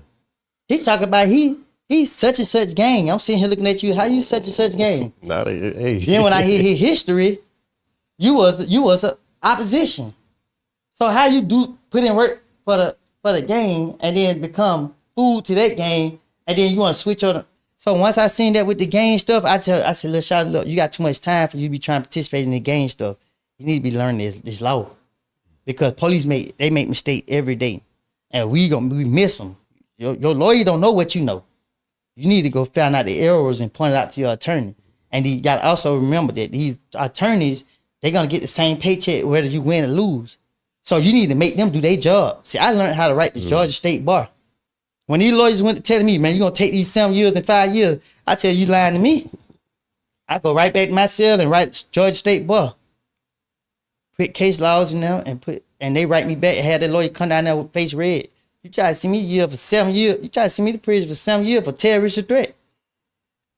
Man, you lying to me. Yeah, that case law, no joke. And Fulton County is full of kids. They're full of kids, man. No guidance. And they throw all the kids in there together. They don't put the young people and the old people together. So imagine a dome full of young people. Yeah. What they fit to do? Prove a point to each other. Fight. Go to court. Get life. Get down there and get in that room by themselves and cry themselves to sleep. And play tough the next day when they're in front of everybody else. No guidance. No. And then 30 years go by and they still in the same prison or another prison, still in that same environment. Life goes on. At what point would you say you were able to say that you knew who you were? Because we were saying part of the confidence that you walk with is because you know who you are. At what point when did that happen? It happened when I was in the feds. It's a different environment. You got a more mature people. You got different people that you're around. Yeah. You can't be young and stupid. You feel me? Like right. They ain't doing none of that. You got people gonna sit right there and be like, read. Once you start doing something different, you start liking it. I started liking reading. So once I started reading, I started reflecting back on all the cases I could have beat. Yeah. Have you ever, like, since this whole trial's been publicized and everything, right? While outside, has anybody made threats on your life? I'ma carry myself every day as a threat is made on my life. Every single day until I leave this world. I'm never gonna put my guards down. Because every person that I know that put their guards down, they lost their life. Yeah. You got kids nowadays coming up thinking, oh, if I do something here, I get a scratch. I was one of them kids. I seen a big person that was in the gang. I was looking at him like, I'm gonna get him. Cause when I get him, I'm gonna take his thing. Cause I was misled. I thought at one point in time, I thought that what it was about. Because he was an opposition from what I was. When I thought I was a gang member. So when I sat down with someone else that was a gang member with a different mindset, and I saw what his mindset was based off, like protecting and governing our community, helping out the people in our community, I was like, oh, this is different. This ain't what I thought it was. So I learned, I take this right here from this, and I take this from this, and put all that together and, base my mindset off of that. Before I wasn't caring, I was caring. Yeah. At one time, that was the way the world was, right? It used to be like there was the kingdoms and, somebody would try to knock somebody else off the throne. That's how you got on the throne. So, like, that's human nature in a sense of how we all really, if all these laws weren't introduced and our way of life wasn't changed, that's kind of how the world always was. You step up when you take over the throne. Yeah. That's not really how it's supposed to be, because it could be your downfall. Mm-hmm. So I taught myself that whatever you got, that's what you got. It's not my business. So if me and you doing business, right, and you making 100,000 and I'm making 20,000, I ain't worried about you making 100,000. I'm only worried about the 20,000 that I'm making. Now, if you trying to interfere with my 20,000, then we got an issue. So nowadays, people want to worry about what you making and be like, they want what you got. You see what I'm saying? Yeah, that's what it really absolutely. be about. They want your position. You know what I mean? And people be mad because they be wishing I fall and God just make away from me every time. Right now, so many people mad at me because they just like, how he keep getting lucky? How he keep? Because my heart been pure from the start. I went wrong nobody. Despite how nobody feel toward me, I never wrong nobody. Nobody. Because I think like this. Even if it's somebody I don't know. I don't do stuff for the media. Sometimes I be like, I'm going to show them because, certain stuff. Yeah. But who cares about the positivity? The negative, where it goes. Yeah. Even with this platform and what we do.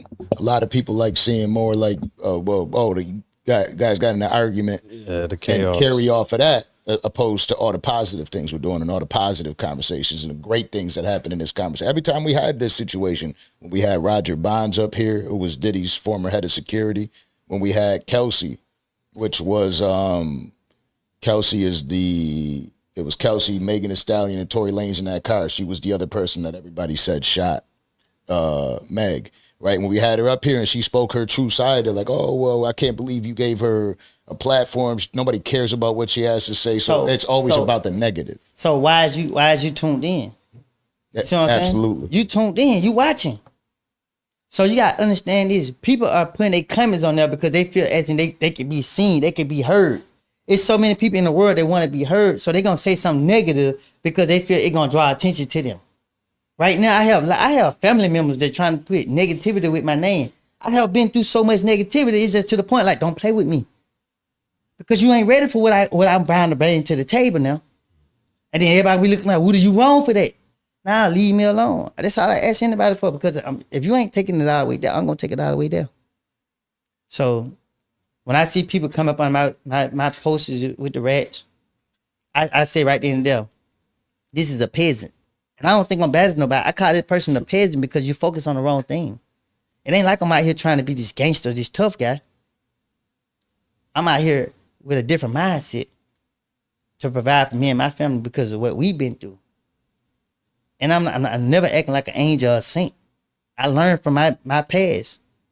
Don't send me back. As I recently seen you in a back and forth on social media, right? And in the comment section, you could see everybody saying, Woody don't play. Right? You could tell he's not fucking around. I don't. And there was, I think it was like Seti something, that dude that was sitting there fucking with you while you were on IG Live. Look, obviously you were on the live with him, so, you know what I mean, there was some reason that you were on his live or he was on your live. I don't know how that went down, but. So let me explain. What did you feel about that? So when I got out of jail, right, and I told you I watched everything everybody had to say about me. Yeah. I was like, okay, I'm gonna get this person, I'm gonna get this person, I'm gonna get this person. Seti Nash was one of the people. I was like, I'm gonna catch him. So I used to watch out, Woody this, Woody that. I'd be like, okay. So one day I was just like, you know what? I'm gonna call him. And I called him and he answered. And I told him, I said, I'm gonna get you. I want you to know. If I ever run across you, I'm gonna get you. I want you to know I'm gonna get you. So don't say I snuck you. And he was like, man, I ain't studying none of that you talking about. And when he said that, I was like, dang, I like this nigga. You feel me? Like, you want to play. He said it like, he said it like he really wasn't studying out what I was talking about. But I was saying to myself, okay, good. Get you. But the more I started listening to him, I started to get I started feeling a good energy from him. So I started talking to him. I like, dang, bro, you sit here speaking so much about me. You don't know nothing about me, bro. You somebody's rat, snitch. Hey, do your research. I ain't that person that just hang around. Front row. So you gonna speak on me, speak on front row. Figure out what's going on. Before you speak on something, you don't know what you're talking about. And then he be like, I'm open to listen. Nah, I ain't telling you about nothing going on in the past. You feel what I'm saying? Just do your homework. That's what you do, right? So you don't hear bashing me and you trying to because you're going to get somebody hurt. These kids watching this stuff, they run up on me, I'm going to hurt them. And I'm going to stay right here and wait on the police to come because guess what? The DA office or whoever linked that interview out, they're I can't talk about that. Yeah. So, you know, it's a chess game that, you know, evil people want to play. And I don't want to go back into that wrong mindset because at the end of the day, man, we got one life and one life only. At one point, people knew you as YSL Woody, right? Nobody knew me as YSL Woody. Anybody that called me YSL Woody was somebody that didn't know me. Yeah, and that's what I mean. Okay, so that you pretty much just answered the question right there, right? But that there's a group of people that were out there that knew you as that, and it seems like you're not. That's not something that your name was ever really connected to. That's so because of the friendship I had with certain people, you know, like we didn't grow up together. So, you know, because of the love I got, just like you, I'm gonna put on for you. That's what we do in Atlanta. Like, and we kick it with each other. We gonna put on for you. So, you know, I might say YSL, I might say this and that, but they don't make it me a part of anything. And that's just what it is. Like, so when people say YSL Woody, if you ever look, I go correct it. I go put Lil Woody on there. I put Woody on there, and go from there. Are you still in contact with any of them, like the YSL people that are free? Like, do you still have any bonds with any of those people, or are you just disconnected from them all? I'm disconnected. So that whole situation was never family. There was nobody in that circle that was ever like considered family to you. You know how like so with this, right, with the Danza Project, you know, we've grown to be family. Some of us, you know, where we talk every single goddamn day from just doing a podcast together and, you know, somebody just operating on a computer to somebody that I talk to. You never built a bond with anybody in there that just kind of became like, that's family?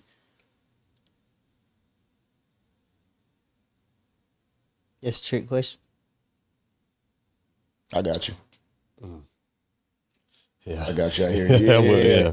I hear you. That's the difficult part in this, knowing that there is still like so much that is going on in the world that you really can't even discuss, which is it is kind of wild to think about because it's almost like they'd rather you look like Public Enemy and never let you be human.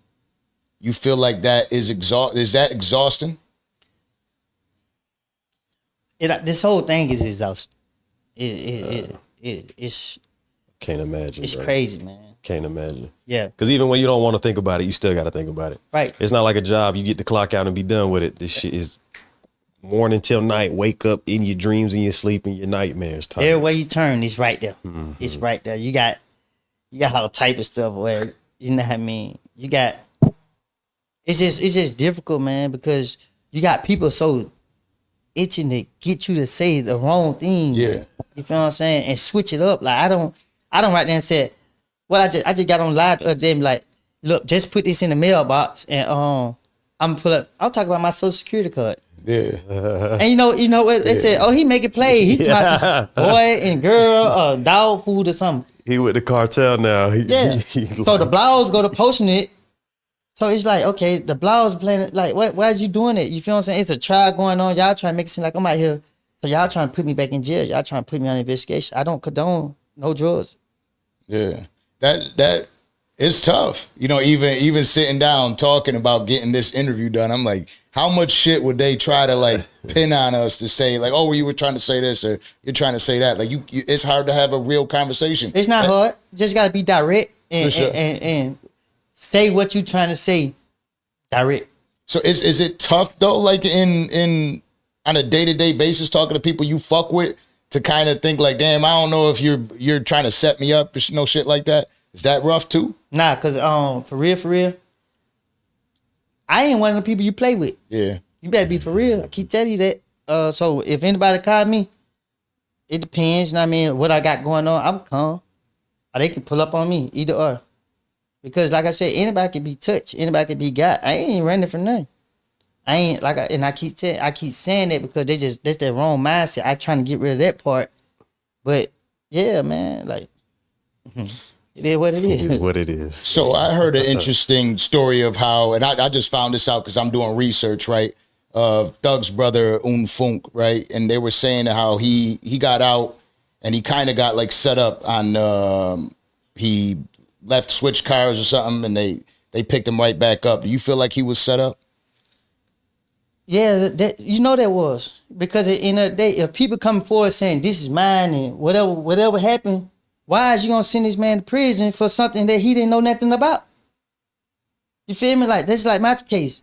Y'all say y'all found a gun in the back seat. If I'm a driver, how the hell I supposed to know it's a gun in the back seat? So they are dirty and then it's a vendetta out. You feel me? Like, it's get that boy. They after him. Well, I don't know. Yeah, absolutely. I got you. You know, when you're talking about situations like that, it is true. It's always been that way, that the government tries to make an example out of something, especially when you got elections that are coming forward, people trying to maintain their positions because they're doing the same shit that you're talking about, right? They're looking for the top spot.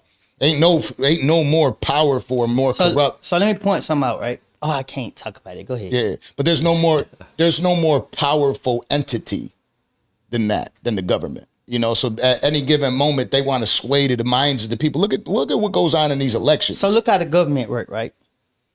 The government is about control. So once you get a certain influence, they want to be able to control you because once they can control you, they can control your influence. And this is what's been going on for so many years. We just wasn't prepared for it. That's like right now. The government won't ever be able to control me. Lock me up. Okay, I know y'all gonna do that, so I keep myself already in part of my mind be incarcerated because I know that in the day y'all want to, y'all can do it. Y'all been putting any fake charges on me. Y'all dragged me in the case. Almost 10 years ago. So it's just like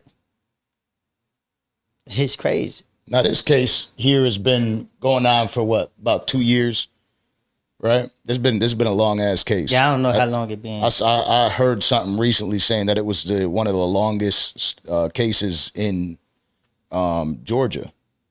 Like that's how long man. That's how long it's been going on. Now I don't know if you're at liberty to discuss this, but there's that famous moment where Brian Steele gets arrested for going back and forth with the judge about a secret meeting that went on, and you were recently live and you said that not everything was there in the transcripts.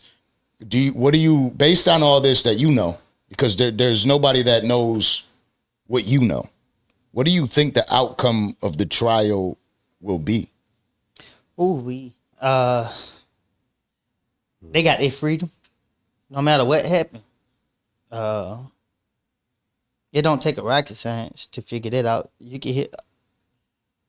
I don't know. I don't tune in with the case. I don't know. I don't know what's happening. I just think that if people pray and go to God about it and put their situation in God's hand, they're gonna get the best outcome that God want them to have. Has anybody in the industry, and you don't have to mention them by name, but reached out to you to just kind of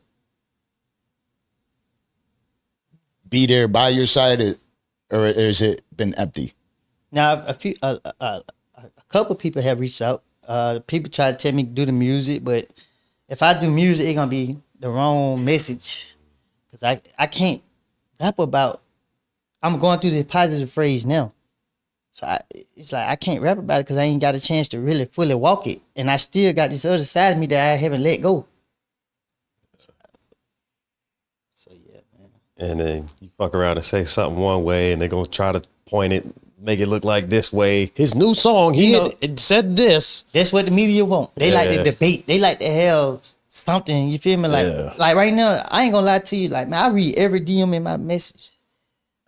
I don't get respond back because it's so many, but I just read and be like, wow. When I was just incarcerated, it was so many people hating me, talking about my kids, this and that. Like, I got out of jail with the wrong mindset. Like, I was like, I'm gonna teach somebody. I was looking for somebody to set an example for. Right. But now, you know, like I said, I prayed and I just, God lead me the way. Now it's just like, okay, good. Do you think it's healthy to read all them comments like that though? Which ones? Now, All then. of them. Do you think it's now seeing all this stuff on social media, all the stuff they say about you? The Now- negative shit, the trolls. Oh, I don't even see the trolls. I straight block them out the rip. Block. Because Outta they be there. people that I even don't punked out. They shoes dirty. Like, they ain't got no. Really not about shit. Yeah, they ain't got nothing going on. They just type it. Peasants. I like the word because that's something I use when it comes to the trolls. Peasants. Yeah, There's a lot of peasants out there. They feel. Look, I do a podcast, right? Like, cool, I get it. You know what I mean? I get it if you want to. But it's better. Fuck you, Danza. It's better than what they doing. Yeah. Right. All they doing is sitting on the internet, ain't making a dollar. They Producing sitting there, nothing. Yeah. I'm coming up on his post, ain't getting paid for it. Look at his hat. I got 5 likes. Yeah, that is what they be thinking about. Like every time I had a situation where I pressed somebody on the podcast, because it is real. Like this is real life. If something, it's not always gonna go as planned. You know what I mean? We did damn near 220 episodes. Like it's not always gonna go positive, but for the most part, it's positive because we speak to people that are in a better. Like I speak to not. It's not like we sat and we spoke on the phone for 4 hours before we do a show, but I spoke enough to know that you're in a space that's a positive space, right? Like you ain't looking for to come up to some interview to start arguing with somebody, right? But some people be like that sometimes randomly. And when I get up and they see me and they're like, oh, every time it's all just say, oh, I didn't know he was that big. I'm not, just because I sit and talk to people doesn't mean I'm some random bitch, but this is what people on the internet do. And they try to entice you. Oh, well, I know Woody from this, so they feel like at some given moment they could be prideful and shit like that. Blocking them is something I got to get better at because I be talking shit back and forth with them. I keep getting, my social media gets banned every... It's fun blocking them. Yeah. As soon as I see it, I be like, block. Because now you got to make a whole nother page. Come on, make that other page so I can do it again. Block. Yeah. You go make another. So, but I'm going to tell you what gave me watching Charleston White. Come on, shout out to Yeah, man, I just watch Charleston White, man. I be like, how he do it? Because I've been crashed on one of these fools. Like, they playing, but when he spoke on Youngboy, and I heard what he said about Youngboy, I was like, oh, this guy's smart. Like, I had a different point of view, and then he spoke on me. He spoke on me when I first, last year. Okay. And he said everything that's going on in my situation. And I was like, he was so accurate. I was like, but who he be talking to? Yeah, I think that's everybody's perspective on him. They'd be like, "Oh, okay, he knows something. Hold on, right? You listen to him long enough, and it's over." So when I was like, okay, he trolling everybody, he talking like this, and you feel me? Like, okay. See, Charleston got good. But when he started doing stuff to people, you see who started going to jail? Him. Yeah. See everybody else be doing that talking. Yeah. That's what I say. I can learn from him. I'm learning from him. He don't chase these people. He don't did that. He locked up. You know what he's really good at too? He got real good with finding the humor in it. Like, okay, say what you want about me. I'm gonna find a way to laugh in your face. You serious? Now you uptight. I'm laughing. He'll make a joke out of it. He could be fire hot about it, but you'll never know. You ain't penetrating nothing. I'm happy. Come on. And he'll just roast you and keep it moving. Like, come on, man. You broke. Show me your room. What that room? All right, get off my live. So man. that's what I did. I watch him. And I built my script when it comes to the media off of him. Like, Tight. because he playing. You hear what he say? Where his name in the paperwork. So when I hear him say that, God say, they exposing everything, but they ain't exposing that. So it's like, you can't listen to what the people say. They gonna hate regardless. You look at any person that's doing good and that's on the right track, you're gonna see a lot of great comments and you're gonna see some bullets. So you gotta just understand that what comes with it. Word. Yeah, that's wild that, I just spent the last week. Was it last week? Yeah. I was in New York with Charleston. And we went out to we did a bunch of crazy shit, like 4-wheeling, drifting, like some shit that I ain't never think that I would do in my life. He busted his ass out there. That shit got viral. But he is somebody that I've also started listening to that made me switch up how I was approaching that, especially being out there with him. You know what I mean? You get too much time with somebody, they'll sit there and they'll be like, listen, you motherfucker, like, you gotta stop doing this shit. You know what I mean? Because of that, and that's something I definitely got to learn. Because I've done nothing but fuck up the progress of this podcast, talking shit to people on social media because they talk so much shit, especially when they don't know shit about you. So if I would have saw anything with you discussing me, and it was like, you know, bashing me, I would have said that like you would say Nash. Say Nash bashed me a lot, but I had one conversation with him before a lot of stuff came out, and he showed me he was a man of his word. So he started doing his research. Like I didn't give him no information or nothing, but he just started looking into who I was, and then, you know, I don't know who else he was talking to, whatever, but his perspective of me changed. So when we got on live and we were just going, like, we talked to each other before we got on there, and we couldn't talk about the case. Yeah. So, you know, we just got on there to just troll each other. But I tell you, like, I was trolling him. I wasn't serious with him at all. But sometimes I could go from 0 to 100 and I can't control it. So it's like, he done been out said a little thing. He could say, your peanut head. And I got mad for real. Like, I'm gonna get you. You got a serious ass trolling face though. I'm not gonna lie. I was watching this shit. I'm like, yo, Seti's done. You know what I mean? Like, I wasn't trolling no more. I was serious. Yeah. So I be telling Nash, like, I tell him, like, but before me, you get cool, I'm gonna slap the shit out of you though. I got to, bro. Like, you did too much to me. You like, man, I'm a bitch fool. I'm gonna beat you. I don't care how big you is. Yeah, word. See how I grow up? I slap the shit out of you and run. I don't care. I slap the shit out of you. Yeah. I said I'd do it, so I did it. Okay. Exactly.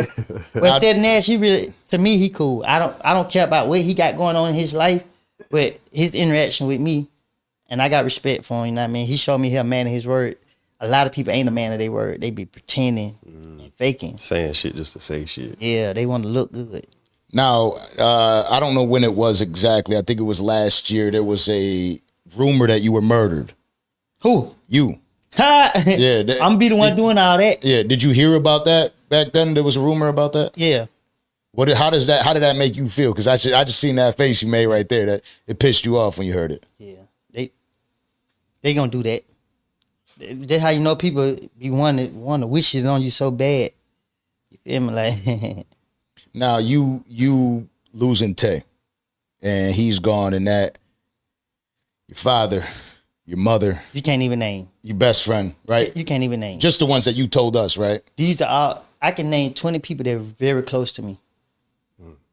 20, and when I say very close to me, it's a daily basis thing. So through all that, you talk about Seti doing research to find out who you are. We had to do research to find out who you are. And usually I stick away from doing research, right? I'm like, I just want to have a conversation with people. I just did a little bit more this time to make sure that this conversation was what it is. And what I still don't know, and what the world still doesn't know, from your perspective, is who are you? Who I am? Yeah. I'm Woody. What you mean who I am? Like, who are you? Like, what is your purpose? In life? What do you want people to know about you? That you can learn from your mistakes. That your mistakes don't define you as a person. You know, just live your life, because other people gonna live theirs. And whatever you don't went through, you know, you ask for forgiveness and you be forgiven. I guess. I don't know how to really answer that. So what do you want your kids to know about you? What I want my kids to know about me? That I overcame my past when I never thought I would. That I try to be the best I can for them.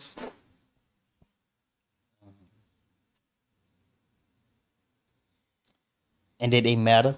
Their life always gonna matter. How much I love them and care for them. It's just so much. Yeah. You feel like you'll ever be able to find peace to a point where you could just be daddy?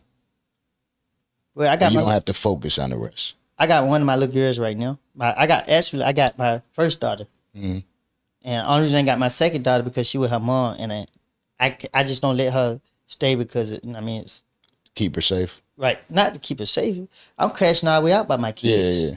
No hesitation. But I'm just saying, like, it's like I like to be with her 24/7. She like to get in stuff. So, yeah. But I got my first daughter, and I'm just trying to connect with her on a level where I connect with how I am with my other daughter. So, Because she was the one that was away for a while, right? yeah, and her mama was killed. Oh wow. Yeah, she lost her mama. I think last year. No, I was out last year. She lost her mom like 2 years ago. So it's like, dang, it's harder for me because I lost my mom. Yeah.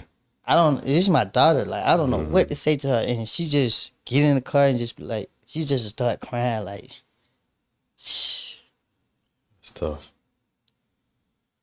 Is she still to this day? Is there a way that you could speak to her to get through to her based on what you went through? I don't know what to say. I just try to do more, but I can't do more because in my mindset won't allow me because I want to be a part of their life for the future. So I had to move a certain way. I had to, I know how the street goes to a certain extent. So I just can't spend time with my kids because I don't want to ever put them in a situation where I had to do what I did once before. Absolutely, again. Yeah. They're at the age where they see stuff now that it'll follow them. So, and she older and she want to spend more time with me. It's just like, man, God's good because now God be able to put money in my pocket where I could be able to, buy her this and take her hair and do that because I ain't got to always just be right here. Yeah. Yeah. Do you feel like you ever recovered? And now, granted, losing a parent's not something that you could fully ever recover from, but do you feel like you're even in a good enough space to kind of have that conversation with her to fix it? No, I would never have that conversation with no one that lose their mama because when I lost my mama, it's nothing nobody can tell me. Even someone who else lost their mama, you're never gonna be okay. You never, because that's that one person. If you got that bond with her, that's that one person that you can always count on. That you gonna always know in your heart. Like, I see people arguing with their mama. I be like, don't do that. It gonna hurt you more. I wasn't no saint, you know what I mean? My mom just had to whoop me every day. But I didn't never disrespect her. You feel me? I just didn't want to take the trash out and, you know what I mean, clean up or whatever she wanted me to do. But now I wish I could go take the trash out. It would never be no trash in the kitchen. Yeah, whatever you need. Yeah. It's tough. Yeah, that's definitely tough. Whereas with, a lot of times the relationship between somebody and their baby mother really isn't the best. Were you in a good space with her prior to losing her? Kinda. It was better than what it was. So once you do something to me, man, it's hard for me to let it go. You know what I mean? And we both did a lot to each other. I did more to her, but she just wanted me to be a dad. And I was so conflicted and caught up in the moment that I was just like, y'all forced this on me. And instead of me just like, it's now, let that go, do your job. I was like, nah, because I'm teach people about trying to force anything. Anytime somebody try to force my hand, I'm going to try to I make it my business, make them regret it.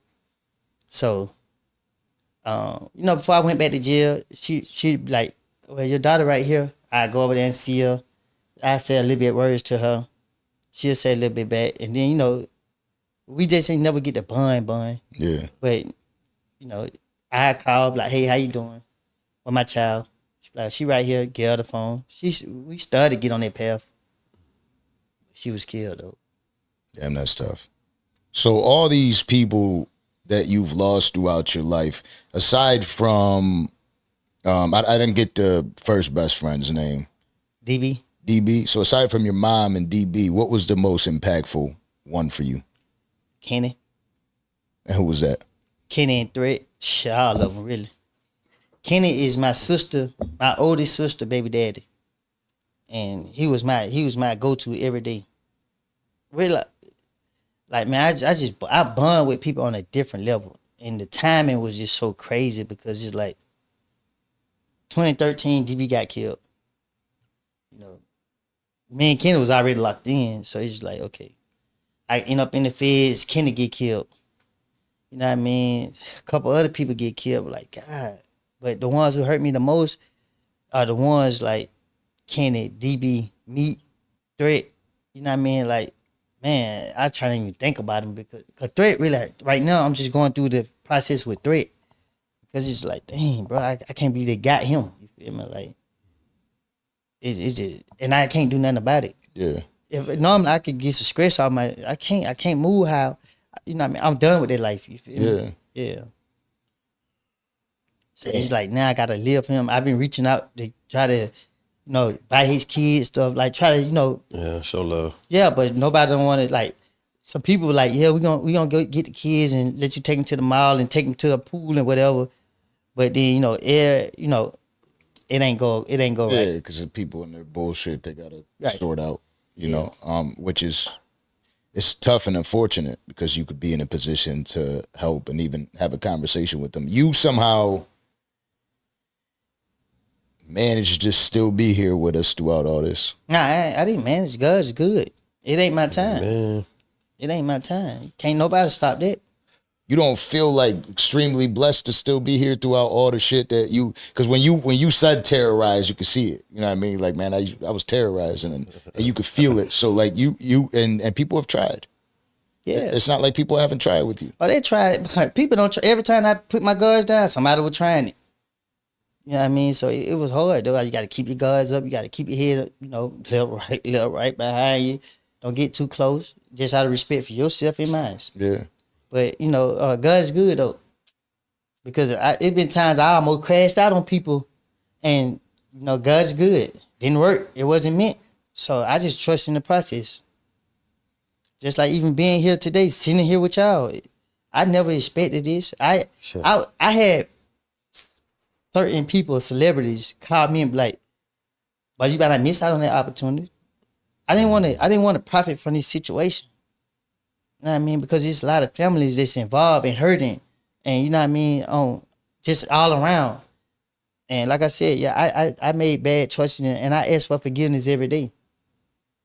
I mean, and my way of giving back is trying to save somebody else. People like, oh, he run a church now. Yeah, I do. Because I know how real stuff get. Y'all don't. Y'all playing. By the time y'all realize how something get, y'all be dead or y'all be in a jail crying. You know what I mean? Y'all ain't smart. Y'all don't know how to outthink these people.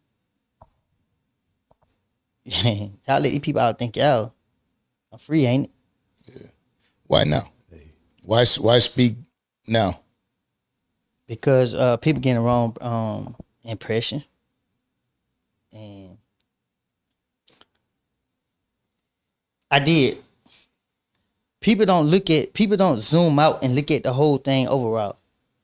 People just taking little things and trying to make it out to be this and make it out to be that. Instead of just looking at the whole situation and then making sense of it.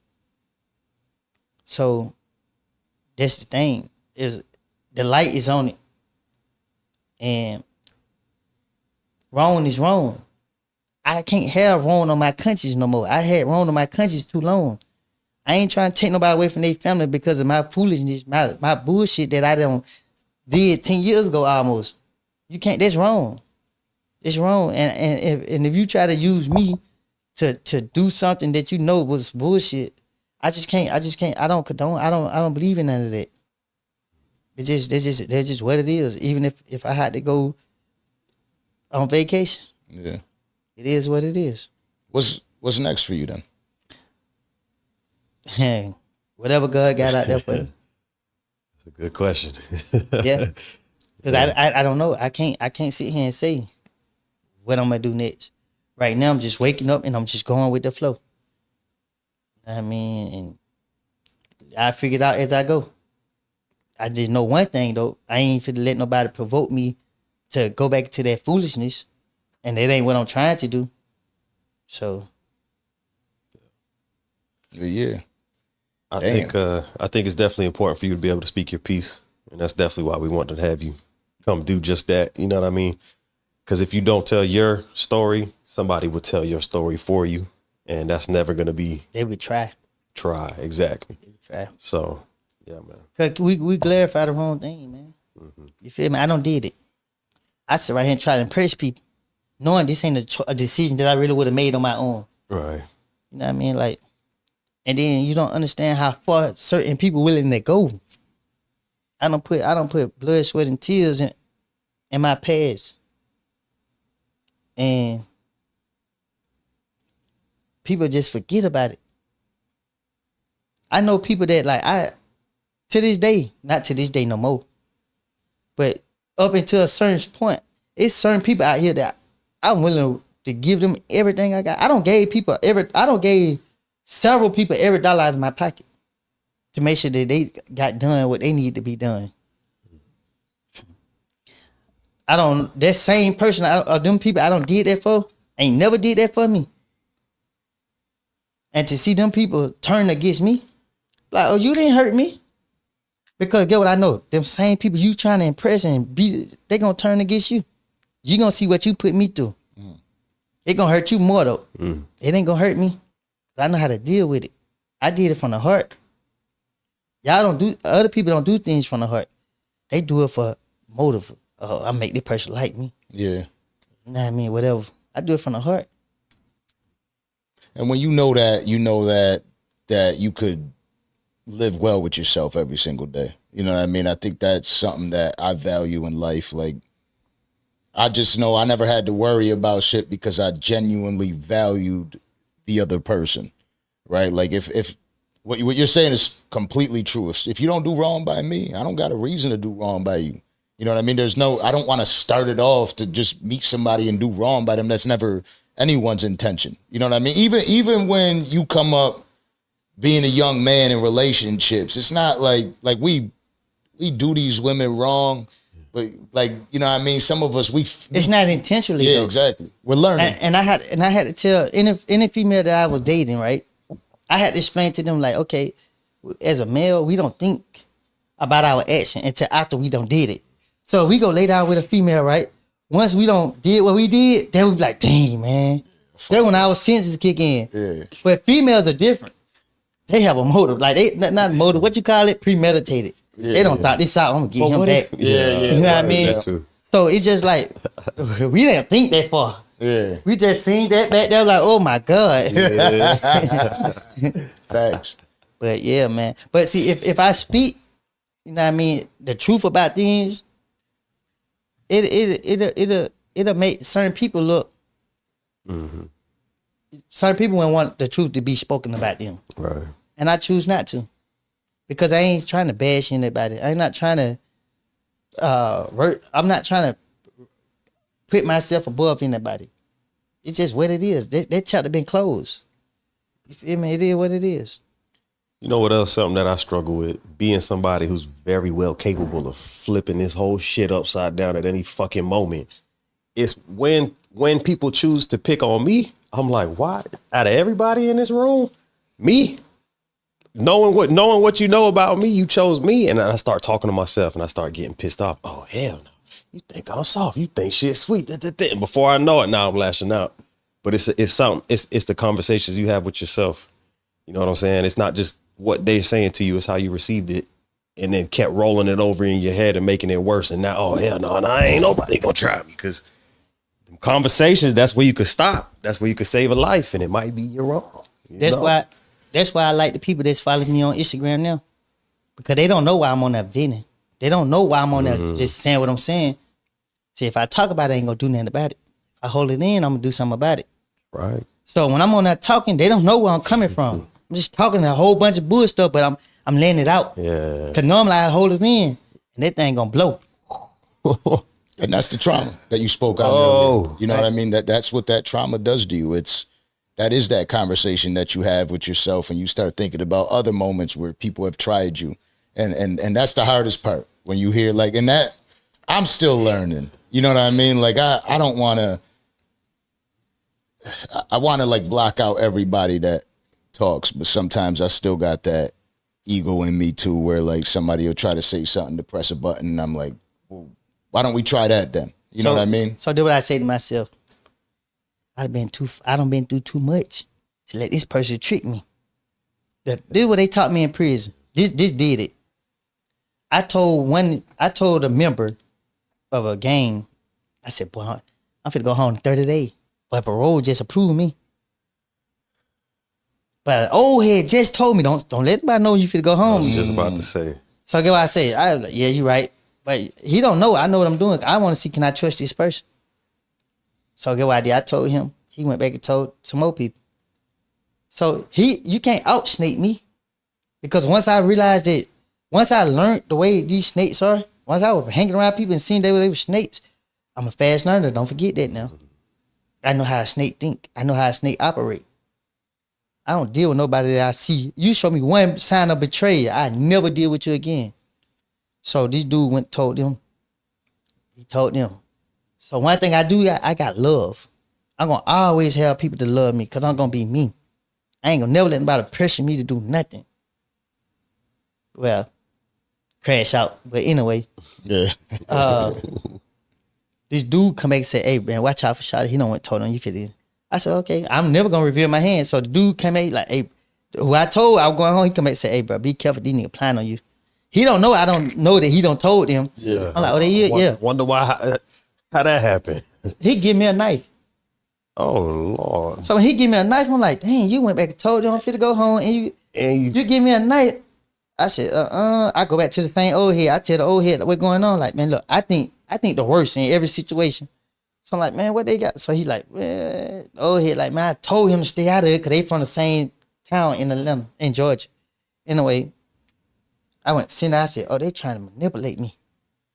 They don't got these boys to do something to me, but they pump faking on them. They want me to do something to them. So now that I can lose my parole and stay in prison and go to because the jail I was at, it was a little daycare.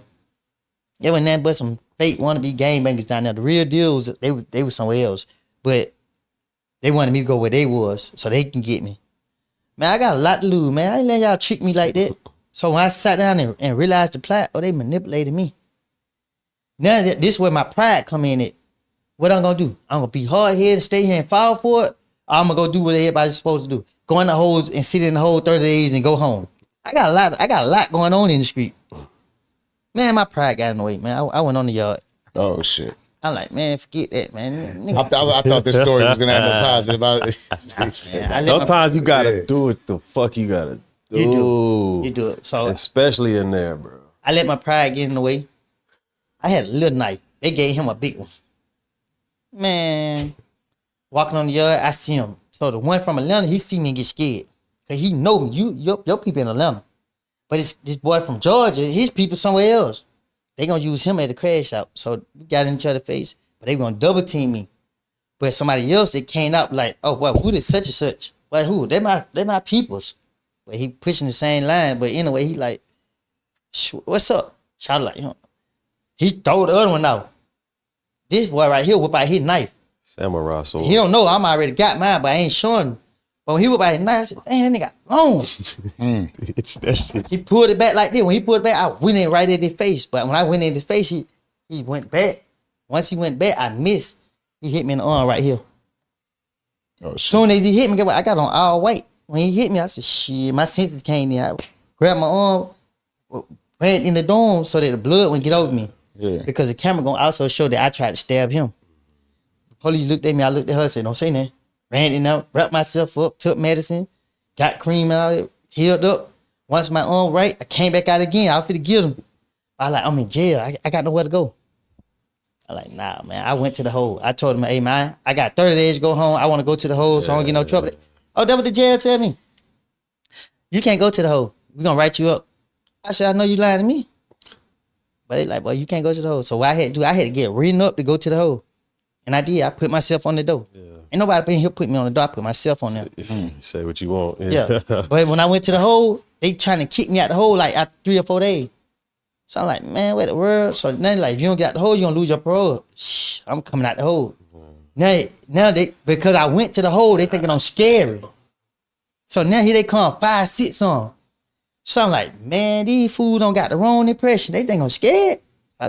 Another person that supposed to be pushing the same line was like, man, don't worry, I got your back. I don't need your back. Give me a knife. Yeah. So long story short, I had my people to call down. I come like, they trying to outsmart me. You feel me? They think I'm scared. I got 30 days to go home. So long story short, I finally got one of the officers come and she put me back in the hole and I stayed in there till I got out. Damn. But once I seen how they operate in prison and how the guards were really running, I was like, oh no, this ain't for me. So before they put handcuffs back on me, boy, you gotta put me in that bag and zip that motherfucker up. Damn.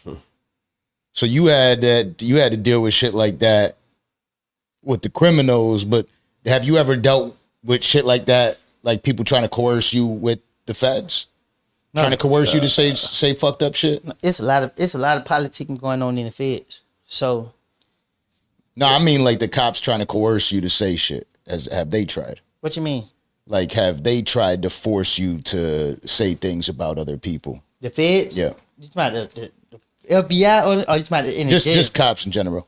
Nah, the feds different. Most of the COs that they mind they business. They look at you as people.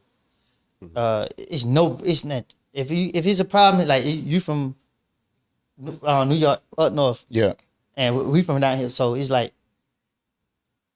you gonna be with the up north people, and I'm gonna be with the down south people. Yeah. If we get into it, the people that's from the south and from where you from, they gonna come together, talk about it. If we can't come to a understanding, then we'll go from there. But in the state, it's just on some man for it's just some gang stuff. You ain't gang and you ain't aggressive. You gotta be stupid. Like you gotta. If I had a light sentence, I would have took over the prison because I was down there stabbing everybody. That's the mindset you gotta have going to prison. You ain't trying to go down there and stab everybody.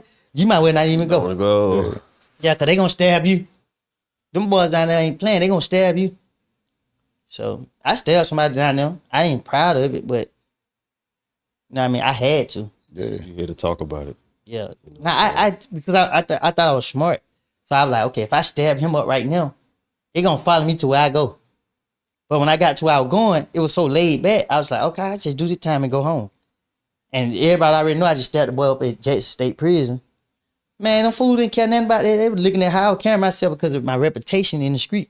Oh, he crazy, he this and that. But now I'm in jail, I'm chilling, I'm laughing and playing. They underestimate me. Because I got a few months to go home. Yeah. Shh, ain't that y'all keep me here with y'all? That shit in there so cold, bro. If you don't know how to read people, you're not coming back home, bro. You gotta be tough. You gotta smell shit too, though. You gotta be able to smell it from a mile away. You gotta be able to connect the dots. Now you gotta be tough. And you gotta be tough. And when I say that, I ain't saying like you can't fight or you just gotta be tough because you gotta show you can't care about your time or nothing. Man, if you got short time, man, they send you right there where these fools got long time. These one with long time for to crash you out. You gotta be strong. You gotta know how to play it. Like mentally.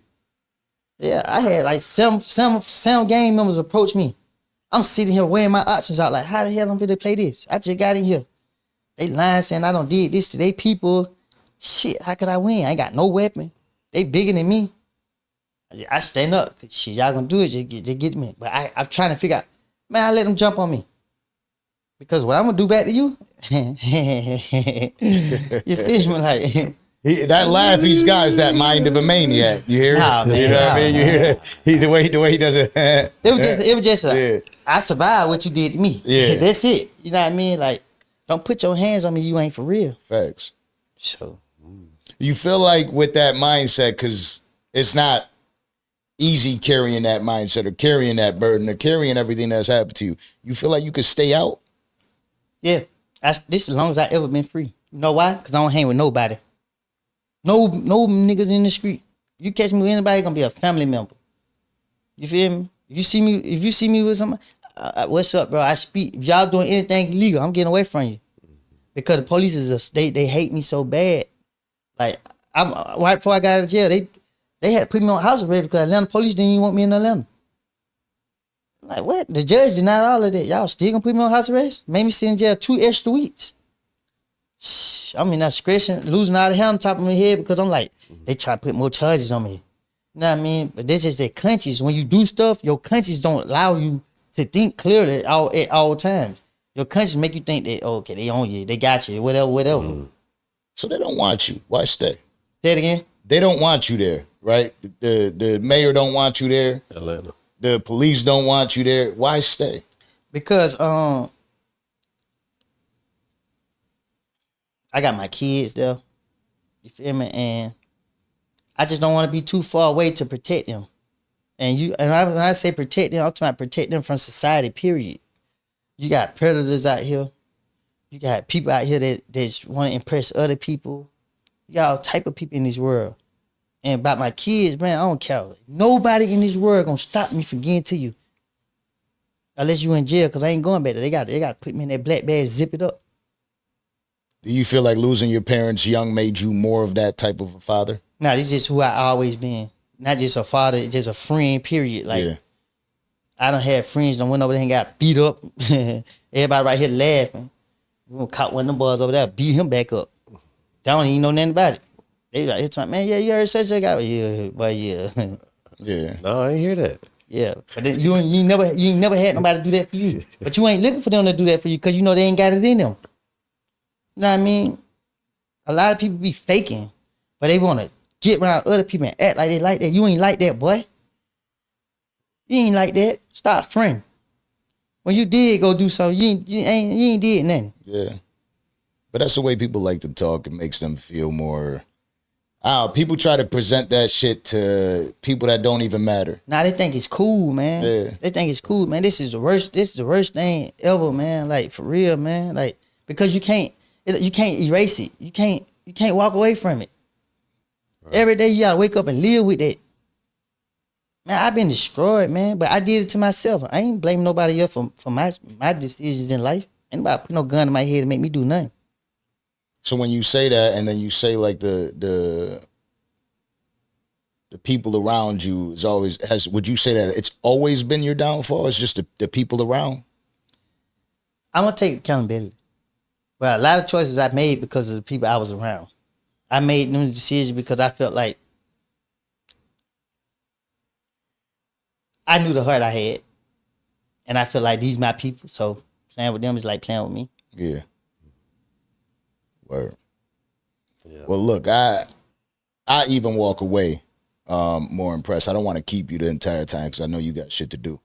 I appreciate you for coming through here and having that conversation with us. You know, I see the comments. I see the love. Right? It's overwhelming love. Obviously, you're good with the block button, like you said, but it's overwhelming love for people. It's even on YouTube videos that have nothing to do with you. It's overwhelming love. People supporting you, and it seems like there's this light around you that I'm not even sure you know about yourself. That you're able to still talk to people and reach through to people, and that is a big thing in its own.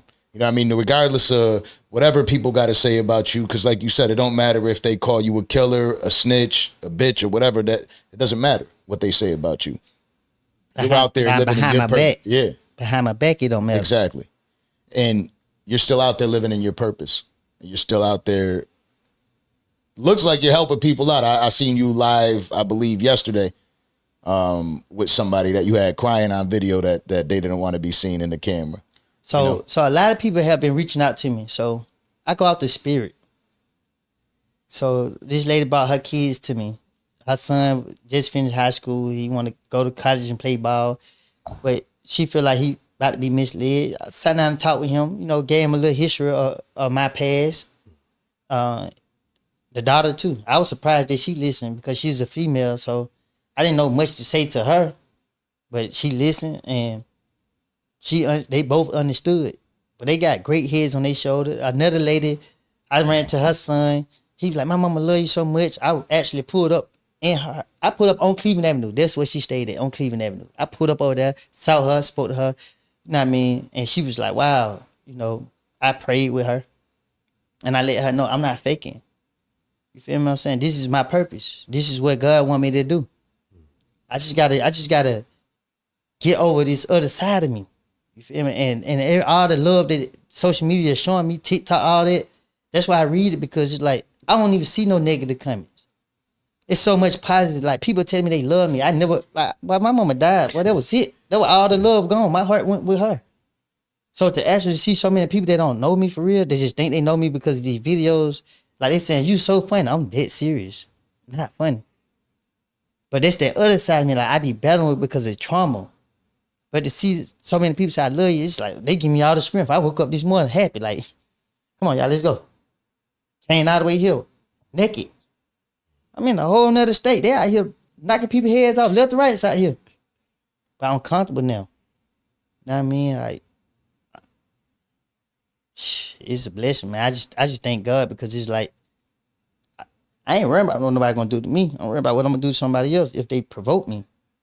I ain't looking for trouble. I ain't asking for it. My probation officer just came to see me yesterday. She got any guns in the house, you can go search. I don't believe in carrying the gun until I have to. But I don't live that life no more. I don't care for it. If I see some boy, they be like, yeah, nigga, say something, nigga. And y'all got it, man. Just be safe, man. You know what I mean? If I got a bad down, you want to pump me out, you can pump me out. You feel what I'm saying, bro? But it gonna hurt you in the long run walking around like that, because that's what it did to me. And that's some dope ass final words for the people. Is there anything else that you want to say to the people before you go? Yeah. Be yourself. Don't let nobody pressure you to make a decision that you want to make on your own. I mean, don't try to impress nobody, because when you in this cell, or when you at your lowest, guess who's gonna be there? Only you. Ain't nobody gonna be there. Nobody. I done went days without eating. I ain't calling nobody asking them to feed me. They know I ain't eating. Guess what I had to do? I had to build my own strength up. I had to take that time right there and say, this way gonna make me better. Your life is what you make it. Be yourself. Woody. Tough. I appreciate you for coming. I appreciate you for having Come on. Hell yeah. Great interview. Fire. And you know what it is. It's the Danza Project. I ain't even introduced the episode. You know what I mean? This is just one of those dope ass moments that we get. Danza Project season 3 is what it is. You know what I'm saying? So again, I appreciate you for coming through. Enjoy the rest of your trip and be safe. All right. Feel me?